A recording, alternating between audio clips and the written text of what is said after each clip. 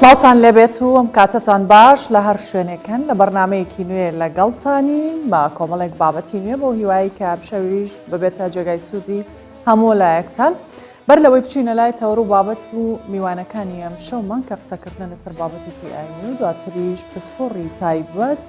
لە نەخۆشیەکان کە بە درێژای مانگی ڕەمەزان و هەموو شەوەکان باس لە بابەتێکی ئاینی و بابەتێکی تەندروستی دەکەین دەچینە گۆڕانکاریەکانی ئەم مانگە و مانگی بەجێگەیاندنی ئەرکایەکان ناسراوە لای خەڵک و مانگی نزا و پاڕانەوەیە بۆ مسلمانان. پیرۆزی ئەم مانگە لای مسلمانان وای کردووە کاریگەری لەسەر حس و بیرکردنەوەیانە بێت بە تایبەت لە ئەنجامدانی کاری خێرخوازی هاوکاریکردنی هەژاران و کەم دەرامەتان. مامۆستایان یانیش داوا لە مسلمانان دەکەن لەگەڵ پابەندبوونی مسلمانان بە ڕێو ڕسمانیەکان مانگی ڕەمەزان بکەنە هەوێنێک بۆ بیر و حزریان بە ئاڕاستی کاری چاک.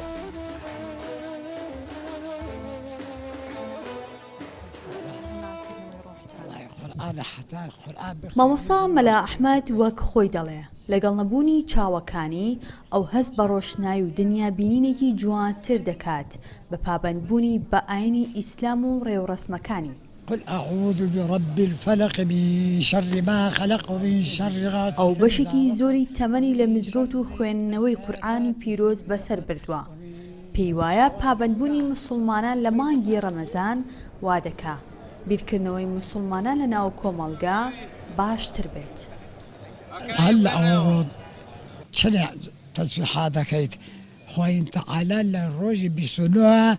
لە هەمانگی ڕەمەزانە چرێ خەیری کردو چەند حەسەنەتی کردووە شەی 29 بەقەد ئەو ڕۆژە سەوابی هەیە. ئەمە یەک شەی 21 شەی لەیلەتول القەدرە خۆین تاوان بکەی بەقەد بەحری کەفی بەهریا کەفی دەریا گوناهێ بێ خۆی تەوبە بکە خۆی تەعالا لێ خۆشە بێت. مسلمانان لە یەکەم ڕۆژی مانگی ڕەمەزانەوە خۆیان بە بەجێگەیاندنی ئەرک و نوێژ و سونەتەکانی ئاینی ئیسلام زیاتر پابەند دەکەن. مانگی ڕەمەزانیش لەگەڵ ئەوی بە مانگی پاکبوونەوە لە گوناهەکان و نزا و پاڕانەوە دادەندرێ. هاوکار لەگەڵ خۆگرتنەوە و نەخواردنی هیچ خواردن و خواردنەوەیەک بۆ چەند کاتژمێرێک بۆ ئەوەیە کە هەر مسلمانێک لەو ڕێگایەوە هەست بە ئازار و مەینەتیەکانی ژیانی هەژاران بکات تا دەستی هاوکاری و کاری خێرخوازی لە نێو مسلمانان زیاتر بێت. گەورەترین دەوری هەیە بۆ لەناو کۆمەڵگا لە دنیادا بۆ خەڵق. بۆچی؟ چونکە ئەوانەی کە بە ڕۆژوون دیارە لە کاتێکا کە بە ڕۆژوون برسیان دەبێ و تینویان دەبێ کە ئینسانیش برسی بوو یا تینووی بوو ناڕەحەتی و ناخۆشی ئەوانەی بیر دەکەوێتەوە کە فەقیرن کەم دەرامەتن هەژارن و تینون. بۆیە ڕەمەزان هانیان دەدا بۆ ئەوەی کە بگەڕێن بەناو کۆمەڵگادا بۆ ئەوەی کەوا برسیەکان بدۆزنەوە و یارمەتیان بن. لە مانگی ڕەمەزان مامۆسانی ئاینی لەگەڵ گەیاندنی پەیامە ئاینیەکان لە ڕێگای مینبەری مزگەوتەکانەوە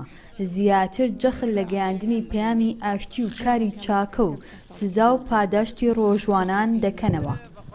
یعنی کاریگەری ئەومەی گەورە هەیە وەکو چۆن هەتاوی هاوینیا ئاگرش دەتوێنێتەوە ڕەمەزان بە نیسبەتی کۆمەڵگای مسلمانەوە ئاوا تاوانەکانە توێنێتەوە ئەگەر لەوە پێشش تاوانی کرد بێ. بە نیسبەتی تاکە و بە نیسبەتی کۆمەڵەوە گرنگەوەیە ئەو تاکەیە ئەو کۆمەڵگایە بڕوای بەو شتە هەبێ. ئینا کاریگەری لەسەر هەردووکیان هەر وەکو یەکە بە نیسبەتی گرتنی ڕۆژۆ و بە نیسبەتی هاتوچووی خزم و کەسوکار و بەجێهێنانی سیلەی ڕەحم و وەکو خوای گەورەی لە قورئانە باسی کردوون. هاوڵاتیانی هەرێمی کوردستان ڕێز لە مانگی ڕەمەزان دەگرن و بە ئەرک و واجبەکانەوە پابەند دەبن. مسلمانان مانگی ڕەمەزان دەکەنە مانگی خواپەرستی و گەڕانەوە بۆ لای خودای گەورە و بڵاوکردنەوەی هزری خێر و خۆشی و چاکەکردن. دالیا کەمال، کوردستان 24 سلێمان. لە تەوەری یەکەمی پاشی خۆگاماژەمان بۆ کرد باس لە بابەتێکی ئاینی دەکەین و لە تەوەری ئەمشەو باس لە گرنگی مانگی ڕەمەزان چاکەکردن دوورکەوتنەوە لە خراپە بە تایبەت دەکەین لەم مانگە کە زۆر جار ئەمە وەکو دەرفەتێک دەبینرێت وەکوی کە لە راپۆرتێکی کەمێک لەمەوبەریش بینیمان کە مسلمانان هەوڵەدەن لەم مانگە کارە خێرخوازیەکانیان زیاتر بکەن و کارە چاکەکانیان زیاتر بکەن. زانین پاداشتی ئەو کەسانە چییە کە لە مانگی ڕەمەزان هەوڵ دەدەن کاری چاکە ئەنجام بدەن و لە کاری خراپە دوور بکەونەوە بۆ قسەکردن لەسەر ئەم بابەتە مامۆستا محەممەد ئیسماعیل پێشنوێژ و وتارخوێن لەگەڵ ئێمە لە ستۆدیۆ ئامادەیە مامۆستام کاتت زۆر سەلامت بیا ڕەبی خاتون زۆر سپاس. دەستپێک ئەپرسم حکمت و فەلسفەی بەڕۆژوبوون و مانگی ڕەمەزان لە چیدایە؟ بەڵێ مانگی ڕەمەزان جگە لەوەی کە واجبەتی خوددایە ئەدا دەکرێتن کۆمەڵک فەلسفەش لە خۆ دەگری. یەک لەو فەلسفانە ئەوەیە کە هەستکردنی خەڵکی تێر بە برسیەتی خەڵکی هەژار ئەو یەکێکە لە فەلسفەکانی لەبەرەوەی خەڵکانێک ڕەنگە هەبن بە درێژایی 11 مانگەکەی تریش برسی بن وەک لە مانگی ڕەمەزان کە برسی دەبن دەوڵەمەند و هەژار بەیەکەوە ئەدای واجبەکە دەکەن ئەو کات دەوڵەمەندەکان سکتێرەکان هەست بە برسیەتی هەژارەکانیش دەکەن وەکو گوتم جگە لەوەی کە جێبەجێکردنی فەرمانی خوایە کە خوای گەورە دەفەرمێ كتب عليكم الصيام كما كتب على الذين من قبلكم ئێوە ڕۆژوتان لەسەر فەرز کرایە هەر وەک لەسەر گەلانی پێش ئێوەش فەرزم کردووە بە شێوازی جۆرا و جۆر. ئەوە یەک لە فەلسفەکان. فەلسفەی دووەمین لایەنی توبی لەوانێک کۆمەڵێک فائیدەی هەبی ئەبدێت بوونەوەی جەستەی مرۆڤەکەیە ئەوە زیاتر بۆ پزیشکان ئەگەر بەجێی بێلین ئەوە فەلسفەکەی ڕۆژ و گرتنە. باشە جیازی ڕەمەزان لە کاتەکانی دیکە و مانگەکانی دیکە چییە؟ چونکە لەم مانگا زانین مسلمانان زیاتر وەک دەرفەتێک ئەیبینن هەم بۆ عیبادەت و هەم بۆ بەڕۆژوبوون و هەروەها دواتریش دەینە سەر ئەو کارە چاکانی کە لە مانگە ئەکرێ. بەڵێ بەخۆی لە سەرەتا خوای تەبارەک و تەعالان لە هەموو مانگەکان وجودی هەیە وەک نەک ئەوەی برێن کە لە ڕەمەزاندا بەڵام مسلمانان زیاتر لە ڕەمەزان لەبەرەوەی مانگی ڕەمەزان مانگی تاعەت و عیبادەتە ڕۆژەکەشی ئەتوو لە ناو عیبادەتدای واتە 24 سعات لە ناو عیبادەتدای ئەوە جیاوازی ڕەمەزانە لەگەڵ مانگەکانی دیکە و ئیلا جگە لە ڕەمەزانیش ئەتواندرێ مرۆڤ هەمان ئەو عیبادەتانە بکاتن تەنها ڕۆژیش دەتوانێت بە متەفەریقە لە مانجێدا مەسەلەن دووشەم و پێنجشەمان تێیدا بە ڕۆژوبی یان لە هەر مانجێک 3 ڕۆژ بە ڕۆژی بی ئەوە دەتواندرێت بەڵام زیاتر مانجی ڕەمەزان ئەو مانگەیە کە مرۆڤ زیاتر خۆی ماندوو دەکا هەز بە ڕەحمەت و نزیکبوونەوەی خوای گەورە دەکا ئەگەر فەرمودەیەک بکەینە قیاس پێغەمبەری خوا دەفەرمێ صلی الله عليه وسلم لخلوف فم الصائم أطيب عند الله من ريح المسك دەفەرمێ بۆنی دەمی ئینسانی بەڕۆژوو لە لای خوای گەورە لە بۆنی میسک خۆشترم واتای چییە یعنی ئەو فەرمودەیە واتا خوای گەورە هەندە لەو مانگە لەو بەندەیە نزیک ئەبێتەوە وەک ئەوەی کە هەز بە ئەوە بکات. بەڵێ هەر ئەو جیاوازیەیە وئیلا لە هەموو مانگەکانی تریش مرۆڤ دەتوانێت هەوڵی خۆی بدا بەڵام ئەلەو مانگە بالئەخەس زیاتر چونکو مانگی تاعەت و عیبادەتە ڕۆژەکەشی ئەتوو لە ناو عیبادەتدای لەبەرەوەی لە پاشێوەوە تا دەگەیەوە بانگی مەغریب ئەتوو لە ناو عیبادەتدای لەبەر چونکو بە ڕۆژووی دوای مەغریبیش نوێژی عیشا دێ تەراویحەکان دێن زیکر و قورئان خوێندن دێن وهاکەذا. باشە بینە سەر ئەو پرسیارەی کە کردم سەبارەت بە دەرفەتێک بۆ کاری چاکە دوورکەوتنەوە لە خراپە چۆن ئەتوانرێت با بڵێن مانگی ڕەمەزان بکرێتە ئەم دەرفەتە یان ئەو کارە چاکانەی کە پێویستە لە مانگە بکرێن چی؟ بەڵێ مانگی ڕەمەزان وەکو ئیشارەماندا ئەو مانگەیە کە وەکو لە کوردەواریش دەگوترێت جۆخینە مرۆڤ دەتوانێتن لەو مانگە زیاتر خۆی ماندوو بکاتن لەبەرەوەی نزیکی و ڕەحمەتی خوای گەورە لەو مانگە بە بەربڵاوی دەبیندرێتن. جا ئەوەی کە گوتمان لە ڕۆژدا مرۆڤەکان هەمووی بە ڕۆژی دەبن مرۆڤە مسلمانەکان کارە چاکەکان چین کە لەو مانگە پێویستە ئەدا بکرێن یەکەمین شت قورئان خوێندن باشترین شتە کە لەو مانگە ئەدا بکرێتن چونکە مانگەکە مانجی نازڵبوونی قورئانە خوای تەبارەک و تەعالا دەفەرمێ شهر رمضان الذي أنزل فيه القرآن لناو مانجی ڕەمەزان خوای گەورە قورئانی پیرۆزی بەسەر پێغەمبەر صلی الله عليه وسلم نازڵ کردووە. ئەوە یەک. دووەم لە کارە چاکەکان کە مرۆڤ ئەنجامی بداتن ئیعتیکافکردنە لە مزگەوتەکان بمینێتەوە لە ناو مزگەوت بە تایبەتی شەوانی قەدر کە لە 20ەوە هەتا کۆتایی شەوی زەژن دەست پێ دەکات. سێمین لە کارە باشەکان دەستکراوەیی ئاوردانەوە لە هەژاران ئەگەر سەرنج بدەیت کۆمەلگەی مسلمانان بە تێکڕا مانجی ڕەمەزانیان کردوتە نیشانەیەک بۆ خاوێنکردنەوەی ماڵ و سامانەکانیان زەکاتی لێ دەردەکەن لەو مانگە خەڵکی دەست و دڵی فراوانتر دەبیتن زەکات دەبەخشرێتەوە سەرفیترە هەیە ئەوانەی کە بەهۆی بابرێن هۆکاری تەندروستیەوە ناتوانن بە ڕۆژی بن فیدیە دەدەن لە بری ڕۆژیەکەیان یعنی ئەوانە هەموو کاری چاکن کە لە ڕەمەزاندا ئینسان بتوانێت ئەدای بکات. سەرفترە و زەکات و فدیە ئەوانە کەی ئەدرێت کاتەکەی کێ کاتەکەی بزەبت ناو مانجی ڕەمەزانە زەکات تەوقیتەکەی ئەزانی چۆنە تەوقیتی زەکات بزەبت ساڵە یەک لە مەرجەکانی زەکات ئەوەیە ئەو ماڵی کە ئەتوو لە پارەکەەوە هەتا ئەو ساڵدات ناوە کە ساڵی بەسەردا سوڕاوە 12 مانجی قەمەری بینی واتە ساڵی کۆچی ئەبێ زەکاتی لێ دەرکەی ئەو مەرج نییە ئەو پارەی لەوانەیە لە پێش ڕەمەزانبی پێویستە لە پێش ڕەمەزان کە گەیشتەوە تەوقیتی خۆی زەکاتەکەی لێ دەرکەی بەڵام بە تێک ئەی بۆچی زیاتر لە مانگی ڕەمەزان باسەکریان لەو مانگە زەکاتی بۆ خات و سارا لەبەر ئەوەی مانجی ڕەمەزان کراوەتە نیشانەیەکی جوان مسلمانان لە ڕەمەزان بۆ ڕەمەزان تەوقیتەکی جوانە لەوانێ نەتوانی پێش ڕەمەزان تەوقیتەکەی خۆی ڕابگری بۆ ئێمانجی ڕەمەزانی وەک نیشانەیەکی زەق و دیار کردیتە کۆتایی جەڵدی ماڵ و سامانەکەی بۆی ڕەمەزانی اختیار کردیە سەرفیتڕەش ئەوە زەکاتی جەستەیە فەرزێکە لە فەرزەکانی شریعەتی پیرۆزی ئیسلام زەکاتی جەستەی واتە چی؟ ئەوەیە کە خوای تەبارەک وتەعالا تەکلیفی کردووە هەر مرۆڤێک لە بری جەستەی خۆی جا ئەوە لەوانەیە بابەتەکە زۆری هەڵبگری ئەگەر من یەک دوو خاڵت لۆ بوروژێنم یەک لەوانە مەسەلەن جەستەی مرۆڤ لەوانەیە هەڵی تێکەوت بیتن هەڵی کرد بیتن ئیتر ئەوە وەک سەرفیتڕەیە کە دەیداتن یان مەسەلەن دەکرێ برێن سەدەقەیە کە لە بری سەری خۆی دەیداتن چونکو پێغەمبەری خوا صلی الله علیه و سلم فەرموویەتی تەداو مەرضاکم بالصەدەقە دەکرێ ئەوەش هەر ئەو مانایەشی لێ بوەشێتەوە فیدیەش ئەویشت کە بۆشی بکەمەوە ئەوەیە کە کەسێک ناتوانێت بە ڕۆژی بی بەهۆی هۆکارێکی شەرعی ئەوجا ئەو هۆکارە نەخۆشیە پزیشک منعی دەکات دەڵێت جەستەی تو توانای ئەوەی نییە بە ڕۆژی بی ئیسلام ڕێگەی پێداوە کە بە ڕۆژی نەبی بەڵام لە بری ئەو ڕۆژیە فیدیە دەدا میسکینێک تێر دەکات بە جەمێک بە پێوەری گەنم و جۆ ئەوانە دەکرێتن یەک جار یەک جەم بەڵێ ڕۆژانە لە بری هەر ڕۆژێک لەبری هەر ڕۆژێک بەڵێ لەبری هەر ڕۆژ واتاگەر کەسێک سی ڕۆژ سی ڕۆژ سی جار فیدیە بدا سی جار فیدیە بدا بەبستی ئەوەی بۆ هەر ڕۆژێک جارێک فیدیەکە نوێ کاتەوە زانایان لوزنەی فتووە تەنیا بە خواردن بێت ئەکرێ بە پارەش بیتن ئەکرێ بە پارەش بیتن بە خواردنیش دەبیتن بە هەردوو لای دەبیتن ئەی سەرفترە چەند دیاری کراوە بۆ هەر لوجنەی فتوای کوردستان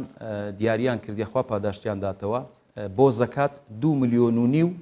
پارە ئەوەی لە پارەکەەوە هەتا ئەو ساڵ هەیبووبی دەستی لێ نەدابی زەکاتی شەرعی دەکەوێتە سەر لە هەر ملیۆنێک 25,000 دینار دەداتن کەواتە کۆی گشتی لە 2.5 ملیۆنەکە 62,500 دینار زەکاتی شەرعی دەدات بە هەژاران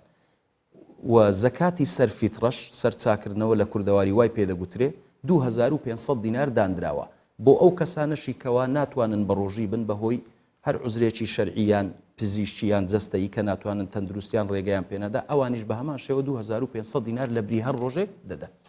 بەڵێ بینە سەر ئەو چاکانەی کە بکرێت تەنیا لایەنە ئاینیەکە مەبەستمان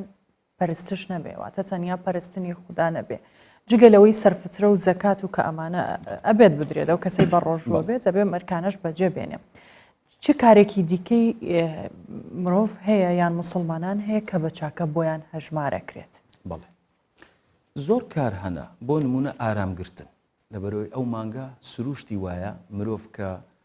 نزیکەی لەو وەرزە ئێستا ئێمە نزیکەی 16 هەتا 17 سعات خۆمان دەگرین لە خواردن و خواردنەوە ئەوانە ئەو مرۆڤە سروشتی وایە لەوانەیە ئینفعالکە لەوانەیە تەحمل نەکاتن ئەکرێ ئارام بگری ئەوە یەکێکە لە کارە جوانەکان دووهەمینیان مەسەلەن سیلە و سەردانی ئەداکردنی سیلەی ڕەحم هەندە دۆستت هەیە مەسەلەن نەتبینیە لەو مانگە فرسەتە لەوانەیە خەڵکە کە بن کاسبی نەکەن تەرخانیان کردێ بۆ عیبادەت سیلە و سەردانی خەڵک بکە سەردانی خەڵک هەندێک جارە بینین لە ناو خێزانەکان لە نێوان خۆیانە ئەندامانی یەک خێزان هەیە لەگەڵ باوکی لەگەڵ دایکی یان مەرجنی قسەشی نەبێن دێجار هەر یەک نابینن ئێستا وای لێ هاتووە خەڵک ئەوترێ زۆر ئەو گلەیە ئەکریانە و باسە ئەکرێ کە سەردانیکردن کەم بۆتەوە چەندە گرنگە لە مانگی ڕەمەزان بەسەرکردنەوە هەبێت لێپرسینەوە لە کەس و کاری یەکتر هەبێت زۆر گرینگە ئەگەر ئەمە بینە سەر هۆکارەکانی مەسەلەن کەمبوونەوەی سەردان مەسەلەن لەوانەیە هەندێک وەسائیل هەنا ئێستا بۆ نمونە مۆبایل کابرا لە باتی ئەوەی بچی سەردان بکات تەلەفۆنەکی بۆ دەکاتن ئەوانە مەسەلەن ئەگەر دایک و باوکی خۆی بێ بۆ نمونە باوکێت بە تەلەفۆنم سەکەی جەناب جوانە تەواو نییە ئەوە تەواو نییە هەم لە ڕووی شەرعەوە پێویستە بچی بیبینی دیداری بکاتن لەگەڵی دابنیشی مەسەلەن ئەگەر دوای فتارکردنەوە بیچایەکی لەگەڵ بخوا مەزلیسێکی خۆشی لەگەڵدا بکە ئەوانە ئیسلام بەڕاستی زۆری زەخت لەسەر کردیتەوە زۆریش پەرەی پێدایە بەڵام ئیتر کە مرۆڤەکان ئەوەی ئەدا ناکەن لەوانەیە کەم تەرخەمی خۆیان بیتن باشە منەمەوە پرسیارش بکەم چونکە هەندێک جار ئەگەر تۆزێ قوڵتر باس لەوە بکەی لەسەر هاوکاریکردنی یەکتریان سەردانیکردنی یەکتر لەو مانگە بە تایبەت لە نێوان کەسە نزیکەکان هەندێک جارە وترێ بۆ نمونە ئەوە نایە بۆ لای من بۆچی بچم یان ئەو لە من ناپرسێتەوە من بۆ لەو بپرسم هەر کامێک لەوەی تر بپرسێتەوە کامیان پاداشت و چاکی بۆ نووسیان پاداشتەکەی چەندە بەڵام بەر لەوەی وەڵامی پرسیارەکەم بدێتەوە مامۆستا دەچینە لای پەیامنێرمان زەردەشت هەمێ سەبارەت بە بارودۆخی شاری هەولێر و ئارامی لە شەوانی مانگی ڕەمەزان بە تایبەتە زانین کە تا درنگانێکی شەو هێزەمنیەکان لە شوێنە گشتیەکان و بازار و شەقامەکان بۆنیان هەیە و خەڵکیش دەتوانێت بچێتە دەرەوە زەردەشم کاتت باش پێمان بڵێ ئێستا تۆ لەکوێی خەڵک بەگشتی و گەنجان تا درنگانی شەو لە دەرەوە دەمێننەوە چەندە دڵخۆشن بەوەی کە هێزە ئەمنیەکان لەگەڵیان تا ئەو کاتانە دەمێننەوە دەمباش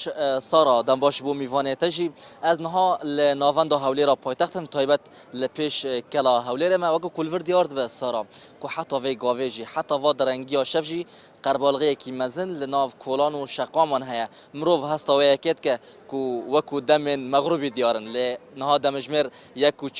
û çareyeke bi dema hewlêrê lê heta niha jî qerbalgiyeke mezin wekû diyar dibe jinek destê zarokê xwe girtiye li nav kolanan dimeşe lê gelo em dixwazin bizamin ka hêzên ewlehiyê hêzên emnî polîsên hewlêrê û hêzên dîtir çawa programa xwe birêva dibin ez ê birêz muqedem nebez Abdulqadir Mustafa bikim mîvan wekû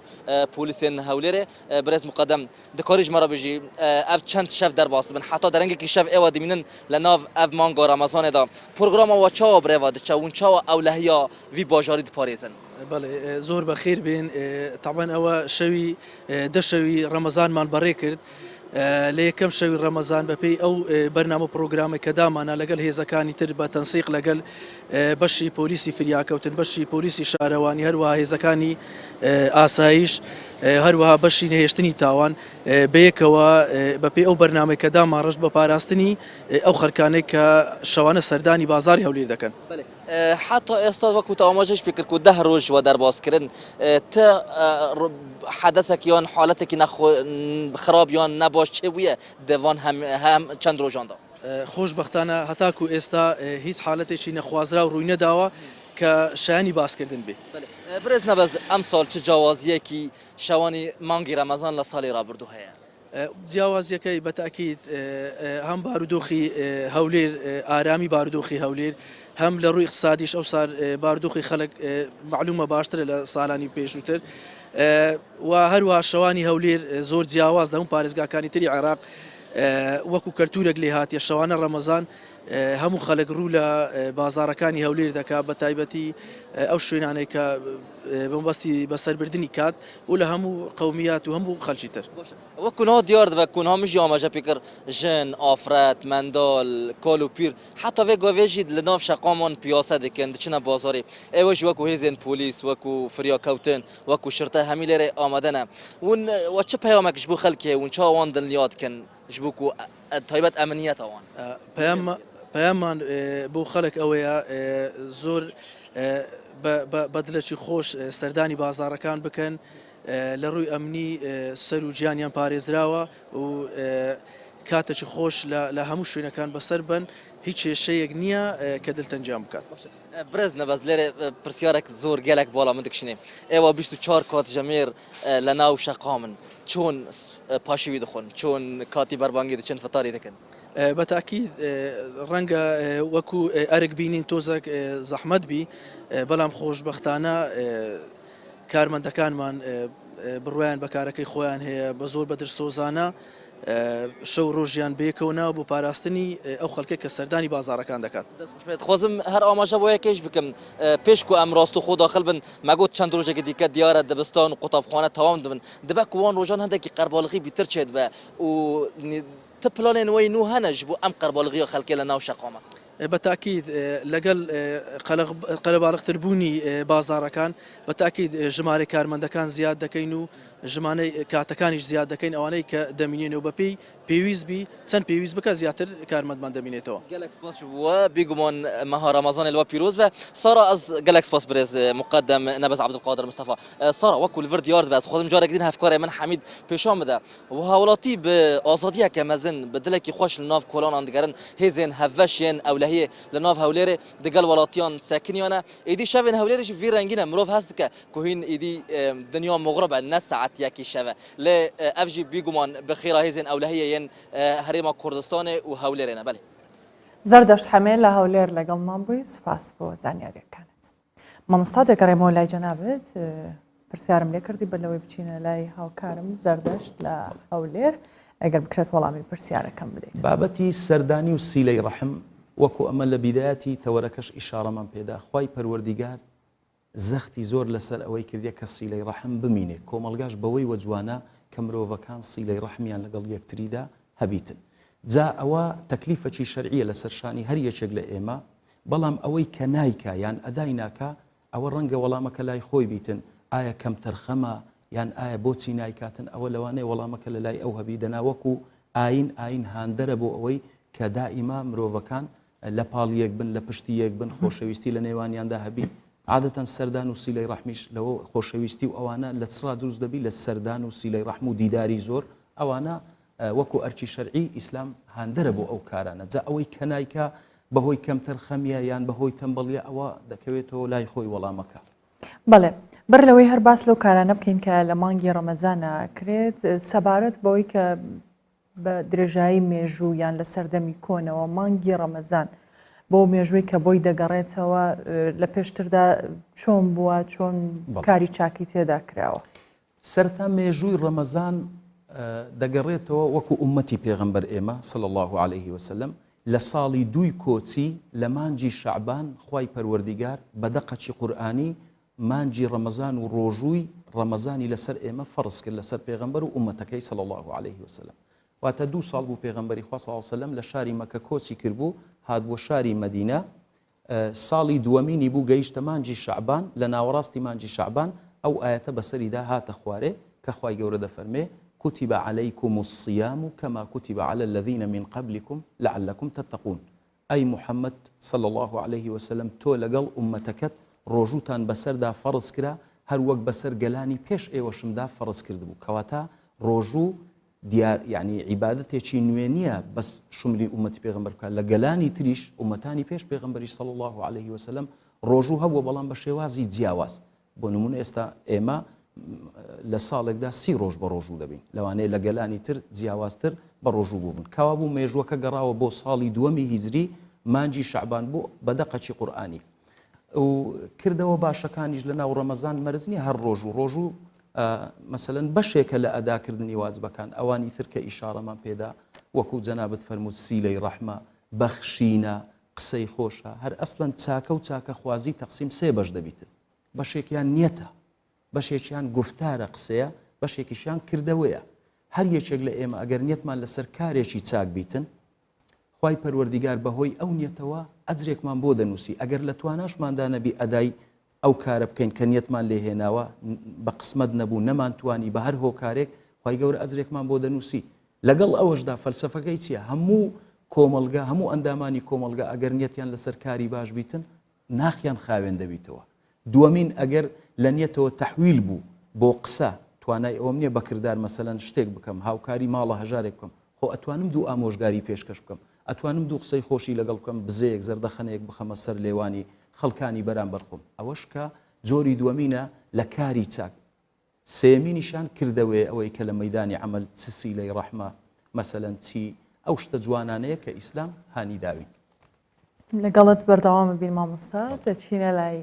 هاوکارمان ئیسلام یوسف لە زاخۆ لەگەڵمانە بێت لەوێ لەگەڵ شۆفێرانی باکووری کوردستان و تورکیا لە دەواازەی ئیبراهیم خەلیلە ئیسلامم کاتت باش پێمان بڵێ هاتوچۆ و ڕەوشی ئەو شۆفێرانەی کە لەوێەوە هاتوچۆ دەکەن بە تایبەت لە مانگی ڕەمەزان ئەزانین کە ناچارە بن بەشێکیان لەوێ پارشێو بکەن و تا درەنگان بمێننەوە پێمان بڵێ چۆنە سارا دمێوە ji baş bidin helbete ez li ser cadeya Serekiya İbrahim Xelîlim li nêzik derzê bixwe ku ev parka Kurdistan e hejmareka zûra şoferên Bakurê Kurdistanê welatê Tirkiya her bo fitarê ji ku dîsan bo paşîvê jî nava van parkan da fitareya xwe ji dikin û demê paşîvê jî her ji niha radbin xwarinên xwe hazir dikin ji bo ku di sibê da bi rojî bin ji ber ku riyên wan dîrin û hindekê zûtir bimvin vê gavê demjimêriyek bû yek û nîvê jî dest bi paşîva xwe dikin û xwarinên xwe her li ser tirimbêla li tenîştê tirimbêla hazir dikin komeka wan şofêra jî niha li tanişt min hene ez dê çime bal wana bizanim yanî çi awayî xwarinên xwe berhevkirin ev rastî ji li vêrê paşîveka cudatir heye ji gelek cihên dîtirê Sara yanî em dibînin ev sindoq bi tirimbêlê bixwaveya hemî metbexa wan digel wan da ya Remezan eger digel miharî kar be yanî bi vî rengî ev sindoq hem amanê wan têda ne hem xwarina wan têda ya xwarina hişkek û dirist dikin hem li vê dirê fasolî û tovçav şekir û hemî tiştê wan heta tebaxa wan jî di nav da yanî hemî xwarina xwe di vê sindoqê de amade dikin fitareyên xwe û paşîvên xwe jî çipê nevêt meha Remezanê jî hindekê zehmetî bû şofêran peyda kiriye ji ber ku neşin wekî berî Remezanê bi dirêjjahiya rojê şofêriyê bikin ji ber vê yekê carna di rê da set kinin weke ew behez dikin û carna jî bêhna xwe din û rêya 4 saetî dibe li wan bibe 4-5 saet û 6 saet jî yanî demjimêrên ku di rê dane bele carê xwarina we li we afiyet bid Xwedişta razî be mamo zor kerem kin gelek spas dîvra em ê kerem kin em ê digel we xwin jî we xwarinek xweş çekiriye Elhamdülillah walla Xwedê Teala çi dayî em dixwînî Ustayê we xweş xwarin çekî erê walla ustayê me xweş yani ev ustayê em jî bulaşıkçî ne em firaxa dişon û ev jî xwarinê me çê dikin wextê em derin careke ez behsa van xwarina bikim digel xwarinê malê digel xwarinê destê pîreka çi cidayî heye tamakîjan xweştir e xwarinê malê daha çêtir e daha xweştir e daha yani çêtir e yani xwarinê me meselen ev e baş eger em behsa Remezanê bikin û karê we yê şofêriyê yanî gelek cara deh demjimêran dibe bi sedan kîlometre hîn rê da dimînin Remezana îsal bû we çawa hûn çawa derbas dikin ev deh roj jê çûn والله الحمد لله حياة أنا هينك خوش يعني الدنيا خوش يعني ناقص قرمة أو نورمال يعني حياة أنا روجي خوام دقرن والحمد لله baş demar rojîbûnê de yanî heya çend saeta hîn şofêriyê dikin karê şofêriyê نبلي مامو أنا ما برد جبر أم هرن جمرقي أم دركفنا أم هرن مالي خواه نبلي كان سعادة درن سري نبلي baş çend roja tu hatî Kurdistanê û te barê xweşkêrê îna bû te birekî إيرو بيج رو أز هاتم كردستاني أز شوم هبليري باري خوا مخالي كرو أم هاتن دو أم هاتن زاهو وأم سريداني حيا كسرا ما تي أم دركفن هرن مالي خواه baş dema ku hîn sirê dene fitareyan parşîvan hîn çawa hazir dikin bi xwe çi çê dikin والله Xwedê Teala çi rızk dayî em dixwin zaten belê tu jî bînî meselen û xwarinê xwe çê dikin û em dixwin yani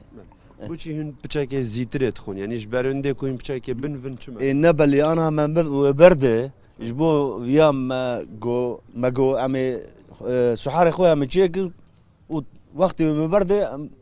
yani nebelî kengê me berdê ana sê çar sirê ma pêşiya me wê berdê em ê derkevin her sehadî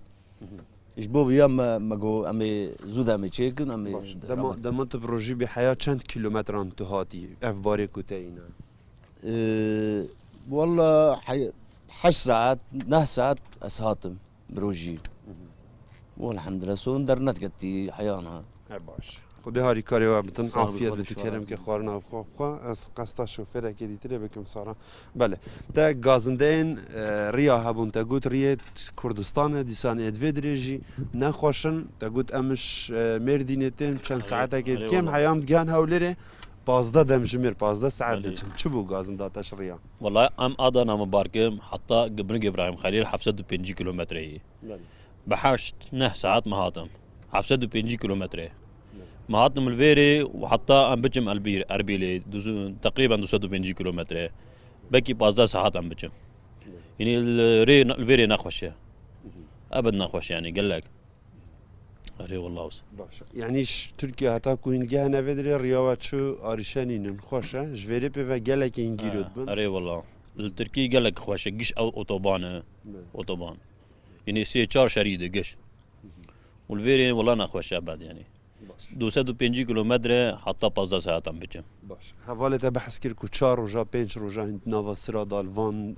باركان دومين ان شاء الله روجين خوش فين خو درباز كنو بروجي الفيري صراخ خوش زاخو يعني عربا قال لك ازدحام هي بس صراخ خوش يعني ابد حق زينين يعني او صحه قال لك از ممنون خوش يعني ابد دوس نقله دورو شتيرو السراب سكن من الفيدي ابد حق زينين يعني خوش باريتا تشبوتا تشش ادنا اينابو از علف مباركين علف حيوانه مباركين اربيل مخالي كري باش تبحث كيركو نافا باركادا هاريكاريا واتيت كيرن ايشو باش بريفاتشن روجيت وجهها درباز بن دنيا جرما خوشه هن عاجز بن جانات ريدا هن تراوستن يعني بهنا خادنش بار روجي قرتن اي والله نقلا معاجز بهم نقلا باش يعني كرمه نورمال الحمد لله خذ تعالى يردمت كير تو چند روجال كردستان يبو في باري يرو من بينجونج مهاتم بچم اربيلي مخالي كرم وهاتم ده مهاتم الفيدي باش بزان تا چه خوارن خوار في باشي چه خوارن هكا خوش بدلت ابي عنا الحمد لله يعني متشيك دلي مجد خوازي هي يعني الحمد لله باش خوارنت هوستاي بيشتر وقلت اف هوستاي ما او تشيتكا وان فراغات شون ها باش خوارنت في كيجان شامي بدلت ابو كيجان خوشن والله قش تشيكي برغل تشيكري برنت تشيكري فاصوليا تشيكري يعني زاني قش يعني علمها باش يعني خوارنت صار شباب حوالا شوفيري دا چند صبرات دتن چند خوشا چند دميوه چا در باز بن اي والله نزانم يعني اوجي جراين ستراناج بيجن اللي كنت ترينن خوار ديوانا واتكن اي والله او تشيكري وام فراغ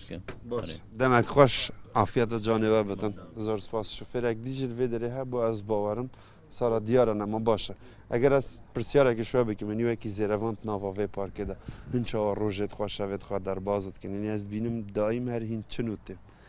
بله امیت امنایا و صاحنه داملی ناف صاحداتینو چونش بر هر آریشه که ناف صاحدا هبتن بشاف نادادگرن حتی بانگ سحاره شوله ما بشوه يعني شاف گرن حتی ناف سیاره ده حتی بانگ سحاره پشتینگم صاحبت بن چون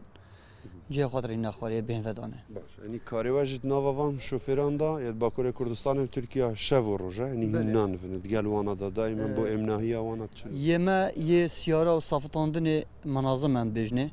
او مناظمت مهنه و امجی طبعا هم دورینه. بلکه 2000 سیاره تبخوش ید بینیت تداهی.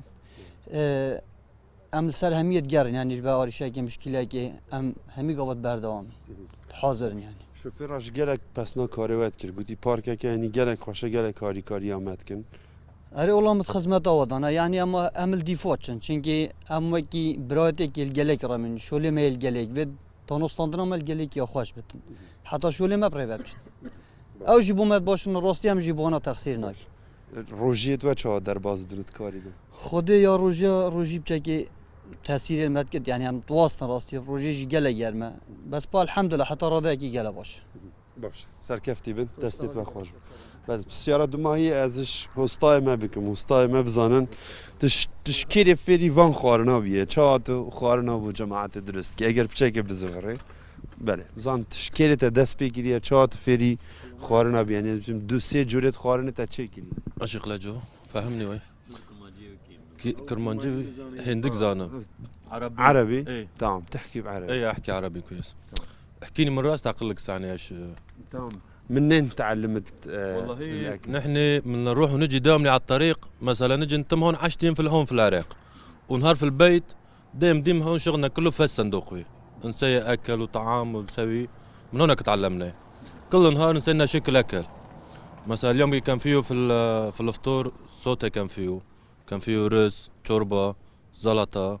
هي كذا رزق رب العالمين الحمد لله الجماعه بتحبون؟ اي والله يحبون اي مو تدخل كمل البيت يصير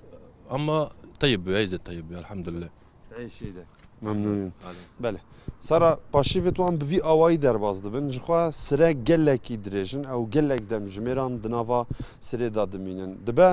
کاروان جی هنده قازانش نبه کو اگر 5-6 روزان لوی دره ببینین همی گاوا خوارنگه هابن یان لجهن کو به پاره خوارنا فتاره بخون و دیسان پاشی ویژه بخون و دبه قازانجا که بوی آوایی بدسوان نکه وش بر هنده او زانن بروژن درش 5 روزا 6 روزا دسره دادمینن جبر هندجی یعنی لینانگه هاوان بجن مطبخ هاوان کامل بوان را بخوا خوارن هم خوا دروز دکن بوی آوائی فتارهان پارشیوان جک و دیسان لسر جاده ابراهیم خلیل گلک پانزین خانه هنه بیکو ام ناوه چوشوانا بینن اشوان را خوارنا فتاره آماده کن ببرن بر و گلک وان شوفر باکور کردستان ولات ترکیه جی دناوان پانزین خانه یان دا فتاره هم خوا دکن اسلام یوسف لا دروازه سنوری ابراهیم خلیل لەگەڵ مامۆ زۆر سپاس. مامۆستا بۆ پرسیارە دێمەوەلات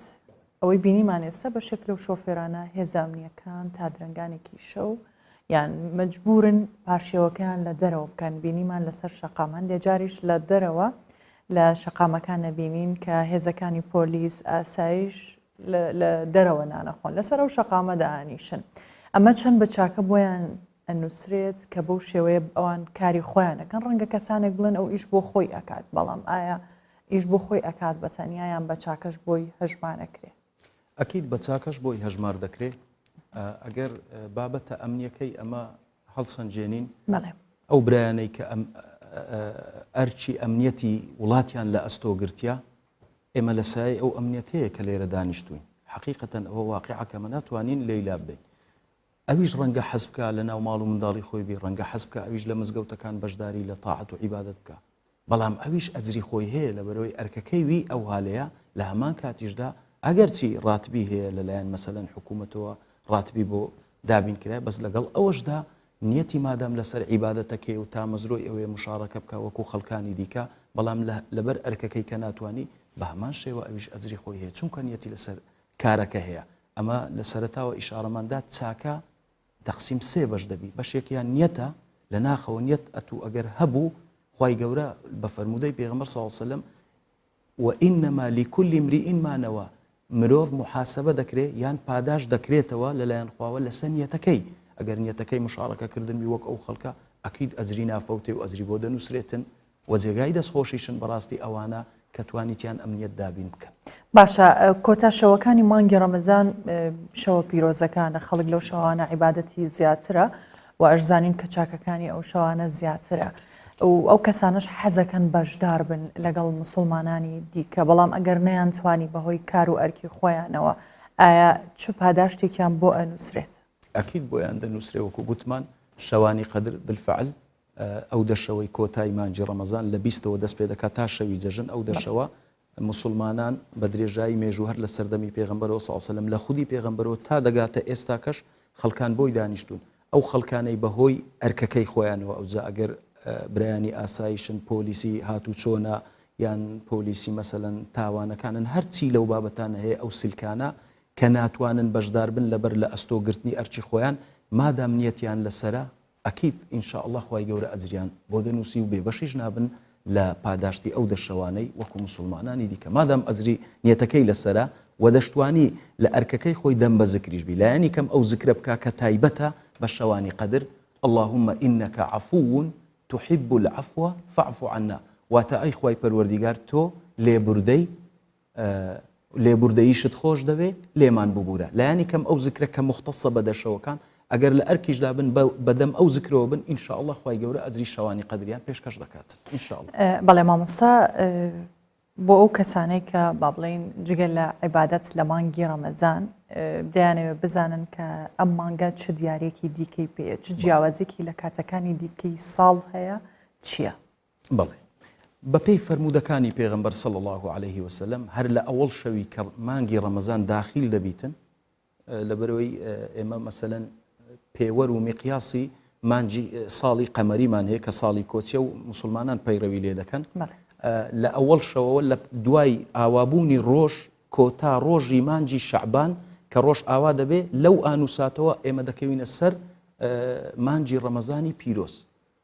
هەر لەو شەوەوە مانگی ڕەمەزان یەکەم دیاری کە دەیهێنێ سڵاوی خوای گەورەیە بۆ ئومەتی پێغەمبەر دەیهێنێ ئەسەلام یوقریئوکە السەلام من لە لای خواوە هاتوومە سڵاوی خوام پێەیە بۆ تۆ ئەی مسلمان ئەگەر ئەتوانی مەسەلەن لە ئاستی ئەو بەرپرسیارەتەدابی ڕێزم لێ بگریان ئەدای واجیبات و فەرزەکانی من تێدا بکەیت ئەوە یەک لەو دیاریانە یەک لەو جیاوازیانەی کە لە مانگەکانی تردا مەسەلەن وەک لە مانجی ڕەمەزان دەبیدرێت دووەم سەید الشهورە گەورەی هەموو مانگەکانە مانجی ڕەمەزان وەکو گوتمان لەبەرەوەی لە مانگەکانی تر ئێمە لە ڕۆژدا کەمتر لە ناو عیبادەت داین بەس لە مانجی ڕەمەزان 24 سعات لە ناو عیبادەت داین هەر لە پاشێەوە ئێمە کەوتینە ناو عیبادەت کە ئیمساک دەکەین ئیتر بە ڕۆژووینەوە هەموو عیبادەتە هەموو چرکەکان کە بەسەرماندا دەڕوا بە عیبادەت کەواتە سەید الشهورە سێمینیان خوای پەروەردیگار دەفەرمێ لە حەدیسی قودسیدا دەفەرمێ الصوم لي وأنا أجزئ به ڕۆژوو بۆ منە هەر خۆم ئەزانم چ پاداشتێک ئەدەمەوە ئەو کەسەی کە بە ڕۆژوو دەبیتن چوارەمینیان من صام رمضان إيمانا واحتسابا هەر یەکێک لە مانجی ڕەمەزان کە بە ڕۆژووی دەبێ احتساب وا حساب بکە کە ئەجر لەسەر وەردەگرێ ئیمانن و بە باوەڕێکی پتەوی شۆکە خوا فەرزی کردێ لەسەری ئەوە غفر له ما تقدم من ذنبه ئەو تاوانانەی لە پێشوودا کردوویەتی خوای گەورە بۆی ئەوە دەکە و هاکەدا زۆرتریش باشە جگەلەوە خوای گەورە لە مانگە چ شتێکی دیکە چ ڕەحمەتێکی دیکەی بۆ مسلمانان داناوە چ ڕەحمەتێکی تری داناوە لە بۆ مسلمانان تفتح فيه أبواب الجنة دەرگای هەموو بەهەشتەکان واڵا دەکا خوای پەروەردیگار واتە ڕوحەکان ئاسوودە دەکا وتغلق فيه أبواب النيران دەرگای هەموو دۆزەخەکان دادەخا بەو واتایی سزا لەسەر مەسەلەن خەڵکە تاوانبارەکەش لەبەر شەرافەتی و گەورەی ئەو مانگە لا دەچێتن هەروەها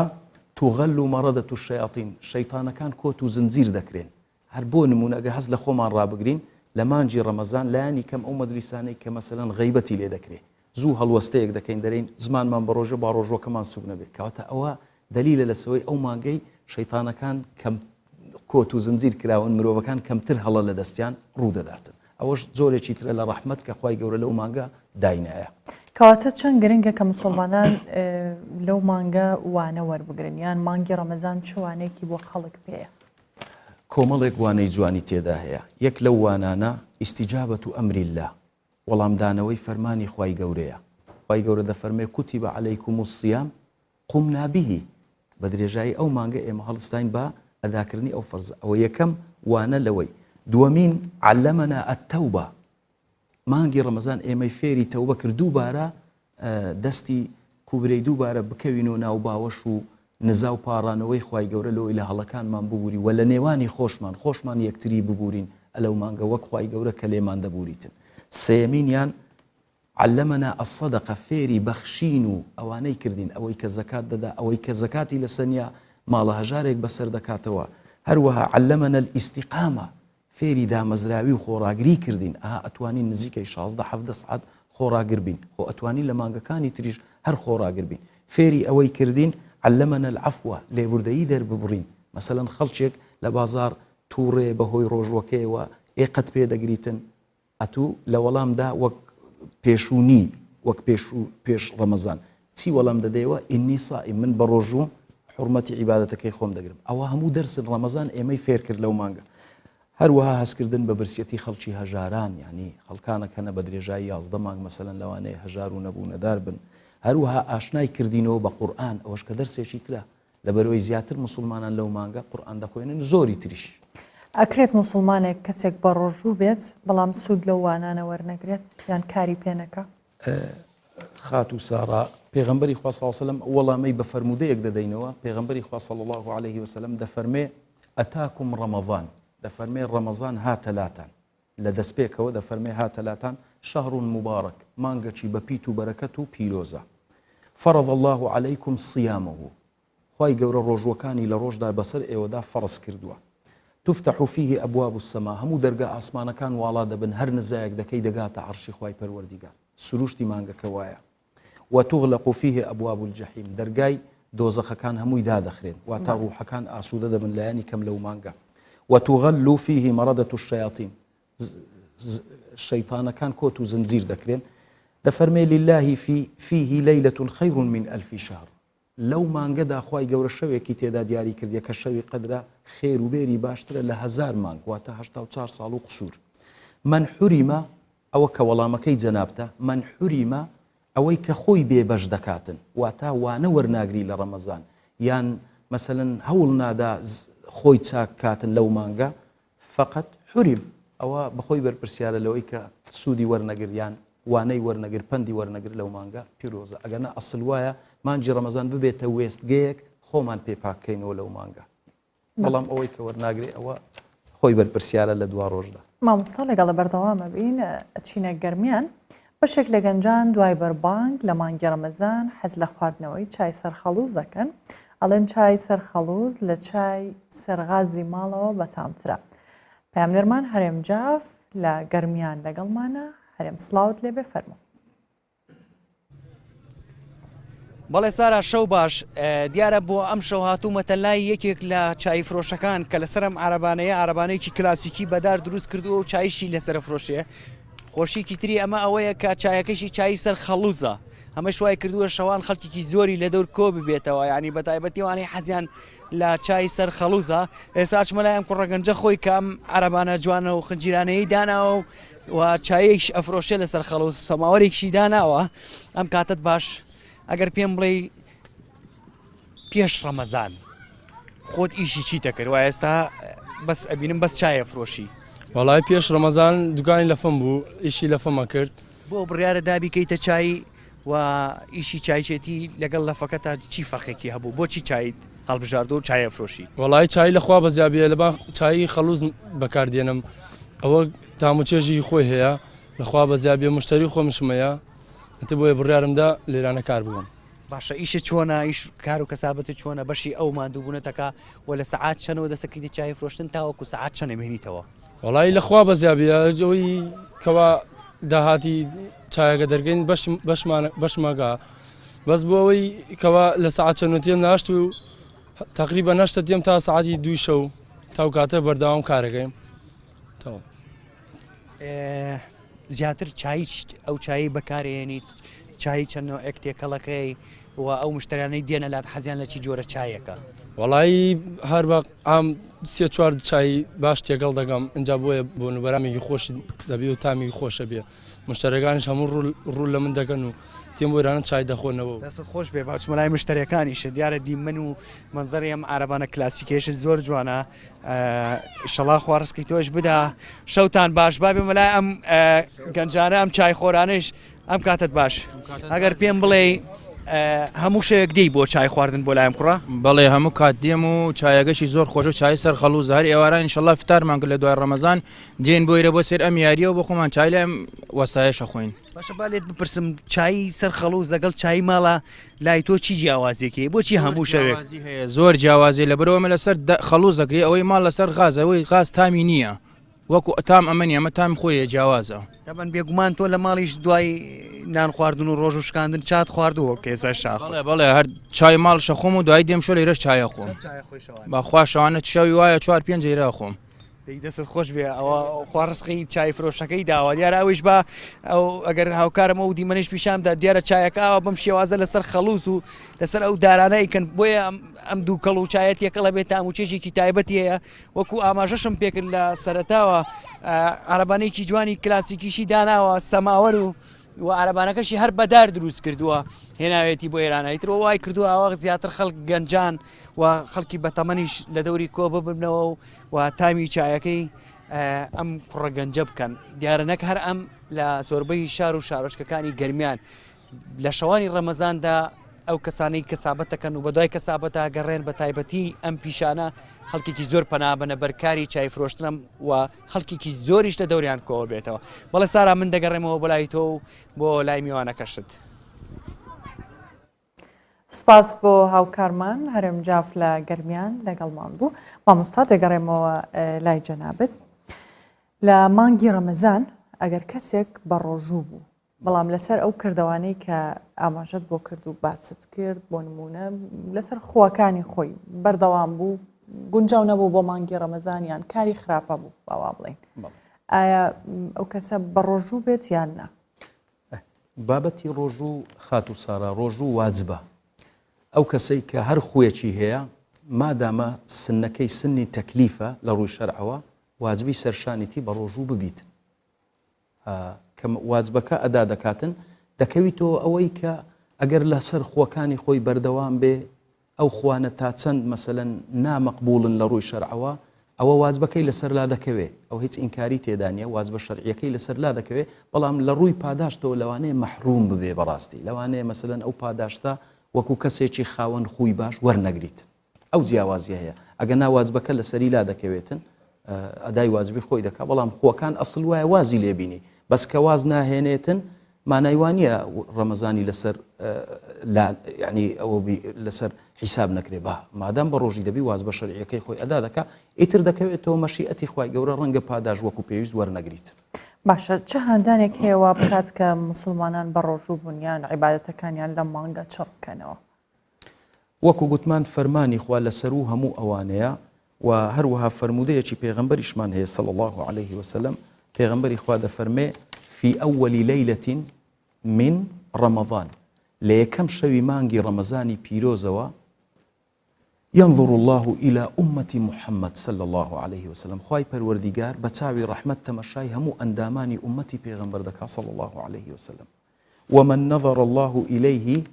هر كسيكيش خواي پروردگار بتاوي رحمة تمشاي كرده لم يعذبه سزاي نادات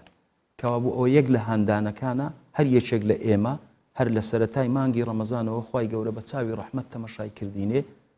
ئەسڵ وایە ڕێز لەو ڕەحمەتەی خوایە بگرین لەو دیاریە خوایە بگرین بەردەوام ببین بۆ ئەوەی دوای ڕەمەزانیش ئەو نەزرە ئیلاهیەمان هەر لەسەربی وەک ڕەحمەتێک کە چاوی پێدا خشاندین و پاداشتەکەشی ئەوەیە مژدەیە لەم یعذبه ئەگەر ئەمە لە ڕەمەزان چۆنین دوای ڕەمەزانی جوابین ممکن نییە خوای گەورە سزامان بداتن بە هیچ شێوەیەک باشە لە مانگی ڕەمەزان جا کراوەتەوە بۆ نمونە هەر کەسێکە بێت چ کارێک بکە باشترین چاکەیان باشترین خێرە هەندێک جار بۆ نمونە کەسانێکە نەتوانن چاکەی گەورە خێری گەورە بکەن کەسانێک هەیە ئەو توانایان نییە ئایا چاکەی ئەویش ئەو کەسێک کە ئەو توانە زۆرەی نییە وە کۆی دیکە هەژمارەکریان ئەو بە زیاتر بۆی حسابەکرێ وەڵامەکەی تو لە دەلیلەکی سیرەی پێغەمبەر وەردەگرین صلی الله عليه وسلم هاوڵان بەشێکیان دەوڵەمەند بوونە بەشێکیشیان هەژار و نەبوو نەدار بوونە دەوڵەمەندەکان بەهۆی سامانەکانیانەوە خێر و بێریان زۆر بوو بۆ نمونە ئیمام ئەبوبەکر پیاوێکی بازرگان بووە ئیمام عوسمان ئەوانە خەڵکانی تریش هەبوونە لە ناو هاوڵان ڕەشوڕوت و مەسەلەن بێدەرامەت بوونە ئەوانە گوتیان ئەی پێغەمبەری خوا خەڵکە دەورەمەندەکە ئەتوانن بە سامانەکانیان بەهەشتیش وەرگرن لە خوای گەورە بەڵام ئەدی ئێمە پێغەمبەری خوا صلی الله علیه وسلم کۆمەڵێک شتێکی وەکو مژدە بەوان بەخشی فەرمووی زەردەخەنەیەکت بەرامبەری کەسی بەرامبەر ئەوەش لەکە سەدەقە پاداشتێکە کەلیمەت و طەیبە وشەیەکی جوان و خۆش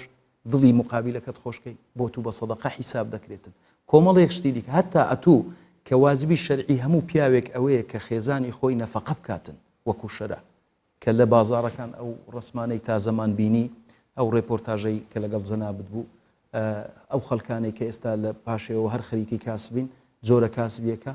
لە ئەسلی خۆی داوازبی شەرعیتی نەفەقەی ماڵ و منداڵی خۆی دابینکە لە هەمان کاتیشدا خێر و پاداشتی خۆی پێوەردەگریت کەواتە ئەگەر ئەمە نەمانتوانی بەهۆی سامان و داراییەوە مەسەلەن خێر و بێری زۆر بۆ خۆمان دابینکەین ئەتوانین بەشتی سادەتر وەری باش ئەگەر کەسێک خراپە بەرامبەر خەڵک کا بە پارە و هاوکاری و کاری خێرخوازی توانێت خراپەکانی تری بێ بسڕێتەوە بەخۆی وەکو گوتمان مەسەلەن کار و کردەوەی چاک لەلایەکە کاری خراپیش لەلایەکە بەکردەوە چاکەکان مەجوورە بەکردەوە خراپەکان بەرپرسیار دەبی لە ڕۆژی دواییدا باشە کۆتا پرسیارم مامۆستا کاری چاکە و باشە و باشبوونی خەڵکەکە تەنیا لە مانگی ڕەمەزان دابێت بەڵێ ئەوەش هەر وەڵامەکەی بە دەلیلێک لە سیڕەی پێغەمبەر و هاوڵان عەلەیهی سەڵات وەسەلام وەردەگرینەوە خوای پەروەردیگار جگە لە مانجی ڕەمەزان باقیە لە هەموو مانگەکانی تریش ئەگەر نمونەیەک هەڵگرین ڕێک دەبێتە وەڵامی پرسیارەکەی جەنابەت لە کاتی خۆی کە پێغەمبەری خوا صلی الله علیه وسلم وەفاتی کرد ئیتر خەڵکانێک هەبوون پێیان وابوو ئیتر کۆتایی بەخواپەرستی هات لەگەڵ مردنی پێغەمبەر صلی الله عليه وسلم خەڵکانێک پێیان وابوو ئیتر تەواو هیچ دینداری نامێنێ لە دوای پێغەمبەر بەڵام ئیمام ئەبوبەکر ڕەزا و ڕەحمەتی خوای لێبی یا ڕەبی وەک پیاوێکی بە هیممەت چوە سەر بڵندگۆیەک فەرمووی من كان يعبد محمدا فإنه قد مات ئەوەی تا ئێستا دینداری دەکرد لەبەر ئەوەی کە محەممەد وجودی هەبوو عليه سەڵات وسلام ئەوە ئەو مرد و کۆتایی هات ومن كان يعبد الله بەڵام ئەوەی خوا ئەپەرستێ فإن الله حي لا يموت خوای پەروەردیگار زندووە بەردەوامە دەمێنێتن کەوا بوو ئێمە ئەو وەڵامە ئەدەینە ئەو خەڵکانەی کە ئەوە لە تەمەنا دەکەین ئینشاءڵڵا دوای ڕەمەزانیش خەڵکەکە خۆراگر بێتن هەر لەسەر ئەو ڕەوشت و عیبادەتە جوانە بەڵام هەر ئەو وەڵامە هەیە ئەمەش دەڵێن تکا دەکەین ئینشاءڵڵا بە تەنها لە مانجی ڕەمەزان نەبێ خواپەرستی بەڵکو لە مانگەکانی تریش لەبەرەوەی ئەو خودایی کە لە ڕەمەزان تۆ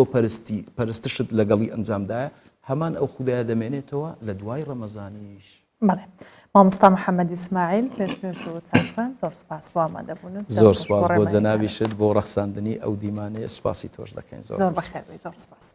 لە مانگی ڕەمەزان بەشێک لە وڵاتیان و ڕۆژوگران زیاتر ڕوو لە بەرهەمی سپیایی و خۆماڵی دەکەن. هاوڵاتیان دەڵێن ئەگەر لە کاتی بەربانگ یەکێک لەو بەرهەمە سپیایانە نەخۆن وەکو ئەوە وایە هیچیان نەخوارد بێت یاخود شتێکیان لەبیر کردووە. لە کاتی بەربانگ بیخۆن پزیشکێکیش هانی هاوڵاتیان دەدات تا دەتوانن بەرهەمە سپیایەکان لەسەر سفرەکانیان بێت چونکە سوودێکی زۆر بە تەندروستی مرۆڤ دەگەێت.